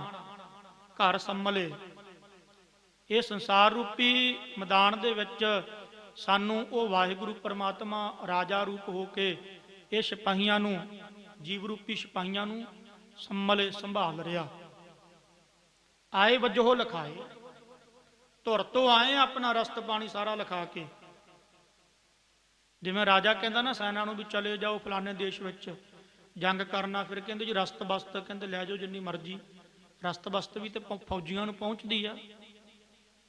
ਇਸੇ ਤਰ੍ਹਾਂ ਮਹਾਰਾਜ ਨੇ ਦਾਣੇ ਦਾਣੇ ਤੇ ਮੋਹਰ ਲਾ ਕੇ ਸਾਨੂੰ ਭੇਜਿਆ। ਇਹ ਸਾਰੇ ਜੀਵ ਜਿੰਨੇ ਆ ਸਿਪਾਹੀ ਆ, ਪ੍ਰਮਾਤਮਾ ਰਾਜਾ ਸਮਝ ਲਵੋ। ਜਾਂ ਸਰੀਰ ਜਿਹੜੇ ਆ ਇਹ ਘਰ ਸਮਝ ਲਵੋ। ਫਿਰ ਪ੍ਰਮਾਤਮਾ ਨੇ ਸਭ ਕੁਝ ਦਾਣੇ ਦਾਣੇ ਤੇ ਮੋਹਰ ਲਾ ਕੇ ਭੇਜਿਆ। ਕਾਰ ਕਮਾਵਹਿ ਸਿਰ ਧਨੀ ਲਾਹਾ ਪੱਲੇ ਪਾਏ। ਹੁਣ ਜਿਹੜੇ ਸਿਪਾਹੀ ਇਹ ਸੰਸਾਰ ਰੂਪੀ ਘਰਾਂ ਦੇ ਵਿੱਚ ਆਏ ਆ, ਜਾਂ ਸੂਖਸ਼ਮ ਸਰੀਰ ਰੂਪੀ ਸਿਪਾਹੀ ਸਥੂਲ ਸਰੀਰ ਰੂਪੀ ਘਰਾਂ ਦੇ ਵਿੱਚ ਆਏ ਆ, ਠੀਕ ਹੈ ਜੀ। ਕਾਰ ਕਮਾਵਹਿ ਸਿਰ ਧਨੀ। ਕਈ ਦਿਨਾਂ ਵਿੱਚੋਂ ਐਸੇ ਸਿਪਾਹੀ ਚੰਗੇ ਆ ਵੀ ਉਹ ਇੱਥੇ ਆ ਕੇ ਆਪਣੇ ਸਥੂਲ ਰੂਪੀ ਸਰੀਰ ਦੇ ਵਿੱਚ ਟਿਕੇ ਹੋਏ ਆ, ਪਰ ਕਾਰ ਕਮਾਵੇ ਗੁਰੂ ਦਾ ਹੁਕਮ ਰੂਪੀ ਕਾਰ ਨੂੰ ਕਮਾਉਂਦੇ ਆ, ਸੇਵਾ ਰੂਪੀ ਕਾਰ ਕਮਾਉਂਦੇ ਆ, ਸ਼ੁਭ ਗੁਣਾ ਰੂਪੀ ਕਾਰ ਕਮਾਉਂਦੇ ਆ। ਸਿਰ ਧਨੀ, ਫਿਰ ਉਹ ਧਨੀ ਪੁਰਸ਼ ਹੋ ਗਏ, ਚੰਗੇ ਹੋ ਗਏ ਨਾ। ਉਹਨਾਂ ਸਿਪਾਹੀਆਂ ਵਿੱਚੋਂ ਵੀ ਕੋਈ ਚੰਗਾ ਜਿਹੜਾ ਸਿਪਾਹੀ ਗੁਣ ਵਾਲਾ ਹੁੰਦਾ ਉਹਨੂੰ ਫਿਰ ਕੈਪਟਨ ਆਦਿਕ ਬਣਾਉਂਦੇ ਆ। ਲਾਹਾ ਪੱਲੇ ਪਾਏ, ਫਿਰ ਉਹ ਲਾਹਾ ਲੈ ਗਏ ਪੱਲੇ ਬੰਨ ਕੇ। ਲੱਭ ਲੋਭ ਬੁਰਿਆਈਆਂ ਛੋਡੇ ਮਨੋਂ ਵਿਸਾਰ। ਗੜ ਦੋਹੀ ਪਾਤਸ਼ਾਹ ਕੀ ਕਦੇ ਨਾ ਆਵੇ ਹਾਰ। ਮਹਾਰਾਜ ਕਹਿੰਦੇ ਭਾਈ ਇੱਕ ਗੱਲ ਯਾਦ ਰੱਖੋ, ਲੱਭ ਲੋਭ ਬੁਰਿਆਈਆਂ, ਲੱਭ ਲੋਭ ਬੁਰਿਆਈਆਂ, ਇਹ ਸਿਪਾਹੀ ਜਿਹੜੇ ਗੁਰਮੁਖ ਪਿਆਰੇ ਸਿਪਾਹੀ ਬਣ ਗਏ, ਜਿਨ੍ਹਾਂ ਨੇ, ਮੈਂ ਸੰਖੇਪ ਵਿੱਚ ਸਮਝਾਵਾਂ, ਇਹ ਸੰਸਾਰ ਰੂਪੀ ਮੈਦਾਨ ਦੇ ਵਿੱਚ ਆ ਕੇ ਜਿਨ੍ਹਾਂ ਗੁਰਮੁਖ ਪਿਆਰੇ ਸਿਪਾਹੀਆਂ ਨੇ, ਸਾਰੇ ਸਿਪਾਹੀ ਆਏ ਆ, ਪਰ ਕਈ ਵਰਲੇ ਉਹਨਾਂ ਨੇ ਆਪਣੀ ਸੰਭਾਲ ਕੀਤੀ, ਸ਼ੁਭ ਗੁਣਾਂ ਨੂੰ ਧਾਰਨ ਕੀਤਾ। ਜਾਂ ਸਰੀਰ ਰੂਪੀ ਜਿਹੜਾ ਇਹ ਸਥੂਲ ਸਰੀਰ ਹੈ, ਇਹਦੇ ਵਿੱਚ ਸੂਖਸ਼ਮ ਸਿਪਾਹੀ ਆ ਸਾਡੀ ਮਨ ਬੁੱਧੀ ਚਿੱਤ, ਇਹਨੂੰ ਸੰਭਾਲ ਲਿਆ, ਜਾਣੀ ਕਾਰ ਹੁਕਮ ਮੰਨਿਆ ਗੁਰੂ ਦਾ। ਜਦੋਂ ਗੁਰੂ ਦਾ ਹੁਕਮ ਮੰਨਿਆ, ਫਿਰ ਹੁਕਮ ਦੇ ਵਿੱਚ ਕੀ ਸੀ? ਲੱਭ ਛੱਡ ਦਿੱਤਾ ਪਦਾਰਥਾਂ ਦਾ, ਲੋਭ ਛੱਡ ਦਿੱਤਾ, ਬੁਰਾਈਆਂ ਛੱਡ ਦਿੱਤੀਆਂ, ਛੋਡੇ ਮਨੋਂ ਵਿਸਾਰ, ਇਹ ਸਾਰਾ ਕੁਝ ਮਨ ਚੋਂ ਵਿਸਾਰ ਦਿੱਤਾ। ਫਿਰ ਗੜ ਦੋਹੀ ਪਾਤਸ਼ਾਹ ਕੀ ਕਦੇ ਨਾ ਆਵੇ ਹਾਰ। ਫਿਰ ਪਾਤਸ਼ਾਹ, ਜਿਵੇਂ ਜਿਹੜਾ ਸਿਪਾਹੀ ਚੰਗਾ ਹੋਵੇ ਨਾ, ਚੰਗਾ ਉਹਨੂੰ ਪਾਤਸ਼ਾਹ ਕੀ ਕਹਿੰਦਾ? ਇਨਾਮ ਦਿੰਦਾ। ਗੜ ਕਹਿੰਦੇ ਕਿਲੇ ਨੂੰ। ਫਿਰ ਇੱਥੇ ਵੀ ਸੰਸਾਰ ਦੇ ਵਿੱਚ ਵੀ ਉਹਨਾਂ ਗੁਰਮੁਖ ਪਿਆਰਿਆਂ ਨੇ ਜਿੱਤ ਲਿਆ, ਮਨ ਨੂੰ ਜਿੱਤ ਲਿਆ, ਸੱਚੇ ਮਾਰਗ ਚੱਲਦਿਆਂ ਉਸਤਤ ਕਰੇ ਜਹਾਨ। ਦੋਹੀ ਕਹਿੰਦੇ ਅੱਗੇ ਪਰਲੋਕ ਵਿੱਚ ਜਾ ਕੇ ਵੀ ਉਹਨਾਂ ਸਿਪਾਹੀਆਂ ਨੂੰ ਇਨਾਮ ਦਿੱਤੇ ਗਏ। ਕਿਹੜੇ? ਹਰੇਰੇ ਦਰਗਹਿ ਕਹਿ ਨਾ ਕੋ ਆਓ ਬੈਠਾ ਦਰ ਸੁਭ ਦੋ, ਸਤਿਕਾਰ ਦਿੱਤਾ, ਕਦੇ ਹਾਰੇ ਨਹੀਂ। ਚਾਕਰ ਕਹੀਐ ਖਸਮ ਕਾ ਸੋਹੇ ਉੱਤਰ ਦੇ। ਵਜੋ ਗਵਾਏ ਆਪਣਾ ਤਖਤ ਨਾ ਬੈਸਹਿ ਸੇ। ਮਹਾਰਾਜ ਕਹਿੰਦੇ ਇੱਕ ਸਿਪਾਹੀ ਉਹ ਹੁੰਦੇ ਆ ਜਿਹੜੇ ਖਸਮ ਨੂੰ, ਜਾਣੀ ਆਪਣੇ ਵੱਡੇ ਅਫਸਰ ਨੂੰ ਅੱਗੋਂ ਜਵਾਬ ਦਿੰਦੇ ਆ ਵੀ ਅਸੀਂ ਨਹੀਂ ਇਹ ਕੰਮ ਕਰਨਾ। ਇਹ ਸੰਸਾਰੀ ਦਲੀਲ ਦੇ ਕੇ ਦੇਖੋ ਕਿੱਡੀਆਂ ਪਿਆਰੀਆਂ ਦਲੀਲਾਂ ਮਹਾਰਾਜ ਦੇ ਕੇ ਸਮਝਾਉਂਦੇ ਆ। ਮਹਾਰਾਜ ਕਹਿੰਦੇ ਚਾਕਰ ਕਹੀਐ ਖਸਮ ਕਾ। ਖਸਮ ਦਾ ਚਾਕਰ ਸਿਪਾਹੀ ਉਹਨੂੰ ਸੱਚਾ ਮੰਨਿਆ ਜਾਂਦਾ। ਕਿਹੜਾ? ਜਿਹੜਾ ਅੱਗੋਂ ਜਵਾਬ ਨਹੀਂ ਦਿੰਦਾ, ਸੱਤ ਬਚਨ ਕਰਕੇ ਮੰਨਦਾ, ਜਿਹੜਾ ਗੁਰੂ ਦੇ ਹੁਕਮ ਨੂੰ ਮੰਨਦਾ, ਪਰਮੇਸ਼ਰ ਦੇ ਹੁਕਮ ਨੂੰ ਮੰਨਦਾ, ਕਰਤੇ ਦੀ ਜੋ ਕਰਨੀ ਆ ਉਹਨੂੰ ਮੰਨਦਾ। ਮਹਾਰਾਜ ਕਹਿੰਦੇ ਸੌ ਹੀ ਉੱਤਰ ਦੇ। ਜਿਹੜਾ ਆਪਣੇ ਸੌ ਪਤੀ ਪਰਮੇਸ਼ਰ ਨੂੰ ਜਾਂ ਆਪਣੇ ਮਾਲਕ ਨੂੰ ਉੱਤਰ ਦਿੰਦਾ। ਵਜੋ ਗਵਾਏ ਆਪਣਾ ਤਖਤ ਨਾ ਬੈਸਹਿ ਸੇ। ਜਿਵੇਂ ਉਹ ਸਿਪਾਹੀ ਨੂੰ ਅਹੁਦਾ ਉੱਪਰਲਾ ਹਾਸਲ ਨਹੀਂ ਹੋ ਸਕਦਾ, ਇਸੇ ਤਰ੍ਹਾਂ ਵਜੋ ਗਵਾਏ ਆਪਣਾ ਤਖਤ ਨਾ ਬੈਸਹਿ ਸੇ। ਇਹ ਸੰਸਾਰ ਦੇ ਵਿੱਚ ਜਿਹੜਾ ਸਿਪਾਹੀ ਆਇਆ ਸੀ, ਜਿਹਨੇ ਰੱਬ ਦੀ ਗੱਲ ਨਹੀਂ ਮੰਨੀ, ਹੁਕਮ ਉਹਦਾ ਨਹੀਂ ਮੰਨਿਆ, ਉਲਟਾ ਚੱਲਦਾ ਰਿਹਾ, ਵਿਕਾਰਾਂ ਨਾਲ ਪਿਆਰ ਕੀਤਾ, ਉਹਨੇ ਸਭ ਕੁਝ ਆਪਣਾ ਗਵਾ ਲਿਆ। ਉਹਨੂੰ ਫਿਰ ਸੱਚਖੰਡ ਰੂਪੀ ਤਖਤ ਜਿਹੜਾ ਮਹਾਰਾਜ ਕਹਿੰਦੇ ਉਹ ਹਾਸਲ ਨਹੀਂ ਹੋਇਆ। ਪ੍ਰੀਤਮ ਹੱਥ ਵਡਿਆਈ ਆ ਜੈ ਭਾਵੈ ਤੈ ਦੇ। ਆਪ ਕਰੇ ਕਿਸ ਆਖੀਐ ਅਵਰ ਨ ਕੋਏ ਕਰੇ। ਮਹਾਰਾਜ ਕਹਿੰਦੇ ਭਾਈ ਰੱਬ ਦੇ ਹੱਥ ਵਡਿਆਈਆਂ, ਜਿਵੇਂ ਜਿਵੇਂ ਭਾਉਂਦੀਆਂ ਉਵੇਂ ਉਵੇਂ ਉਹ ਦੇਈ ਜਾਂਦਾ। ਆਪ ਕਰੇ ਕਿਸੇ ਆਖੀ ਆ, ਭਾਈ ਉਹ ਆਪ ਹੀ ਕਰਨ ਵਾਲਾ, ਹੁਣ ਕਿਹਨੂੰ ਕਹੀਏ? ਅਵਰ ਨਾ ਕੋਏ ਕਰੇ, ਸਭ ਵਡਿਆਈਆਂ ਉਹਦੇ ਹੱਥ ਵਿੱਚ ਆ। ਉਹ ਕਿਹਨੂੰ ਦੇ ਰਿਹਾ? ਉਹ ਉਹਦੇ ਹੱਥ ਵਿੱਚ ਆ। ਆਪ ਹੀ ਕਰਤਾ ਹੈ, ਆਪ ਹੀ ਕਰਨ ਵਾਲਾ, ਆਪ ਹੀ ਕਰਕੇ। ਮਹਾਰਾਜ ਕਹਿਣ ਲੱਗੇ ਆਪ ਹੀ ਦ੍ਰਿਸ਼ਟਪਨ ਦੇਖਣ ਵਾਲਾ, ਸਭ ਕੁਝ ਆਪ ਹੀ ਕਰ ਰਿਹਾ। ਇੱਥੋਂ ਤੱਕ 45 ਪੌੜੀਆਂ ਦੀ ਵਿਚਾਰ ਗੁਰੂ ਸਾਹਿਬ ਨੇ ਕਰਵਾਈ, ਮਗਰ ਮੇਰੇ ਖਿਆਲ 10 ਪੌੜੀਆਂ ਰਹਿ ਗਈਆਂ। 54 ਕਿ 55 ਪੌੜੀਆਂ ਦੱਖਣੀ ਓਂਕਾਰ ਬਾਣੀ ਦੀਆਂ। ਗੁਰੂ ਕਿਰਪਾ ਕਰੇ ਅਗਲੇ ਅਰਥ ਆਪ ਕਰਵਾ ਲਵੇ। ਵਾਹਿਗੁਰੂ ਜੀ ਕਾ ਖਾਲਸਾ, ਵਾਹਿਗੁਰੂ ਜੀ ਕੀ ਫਤਿਹ।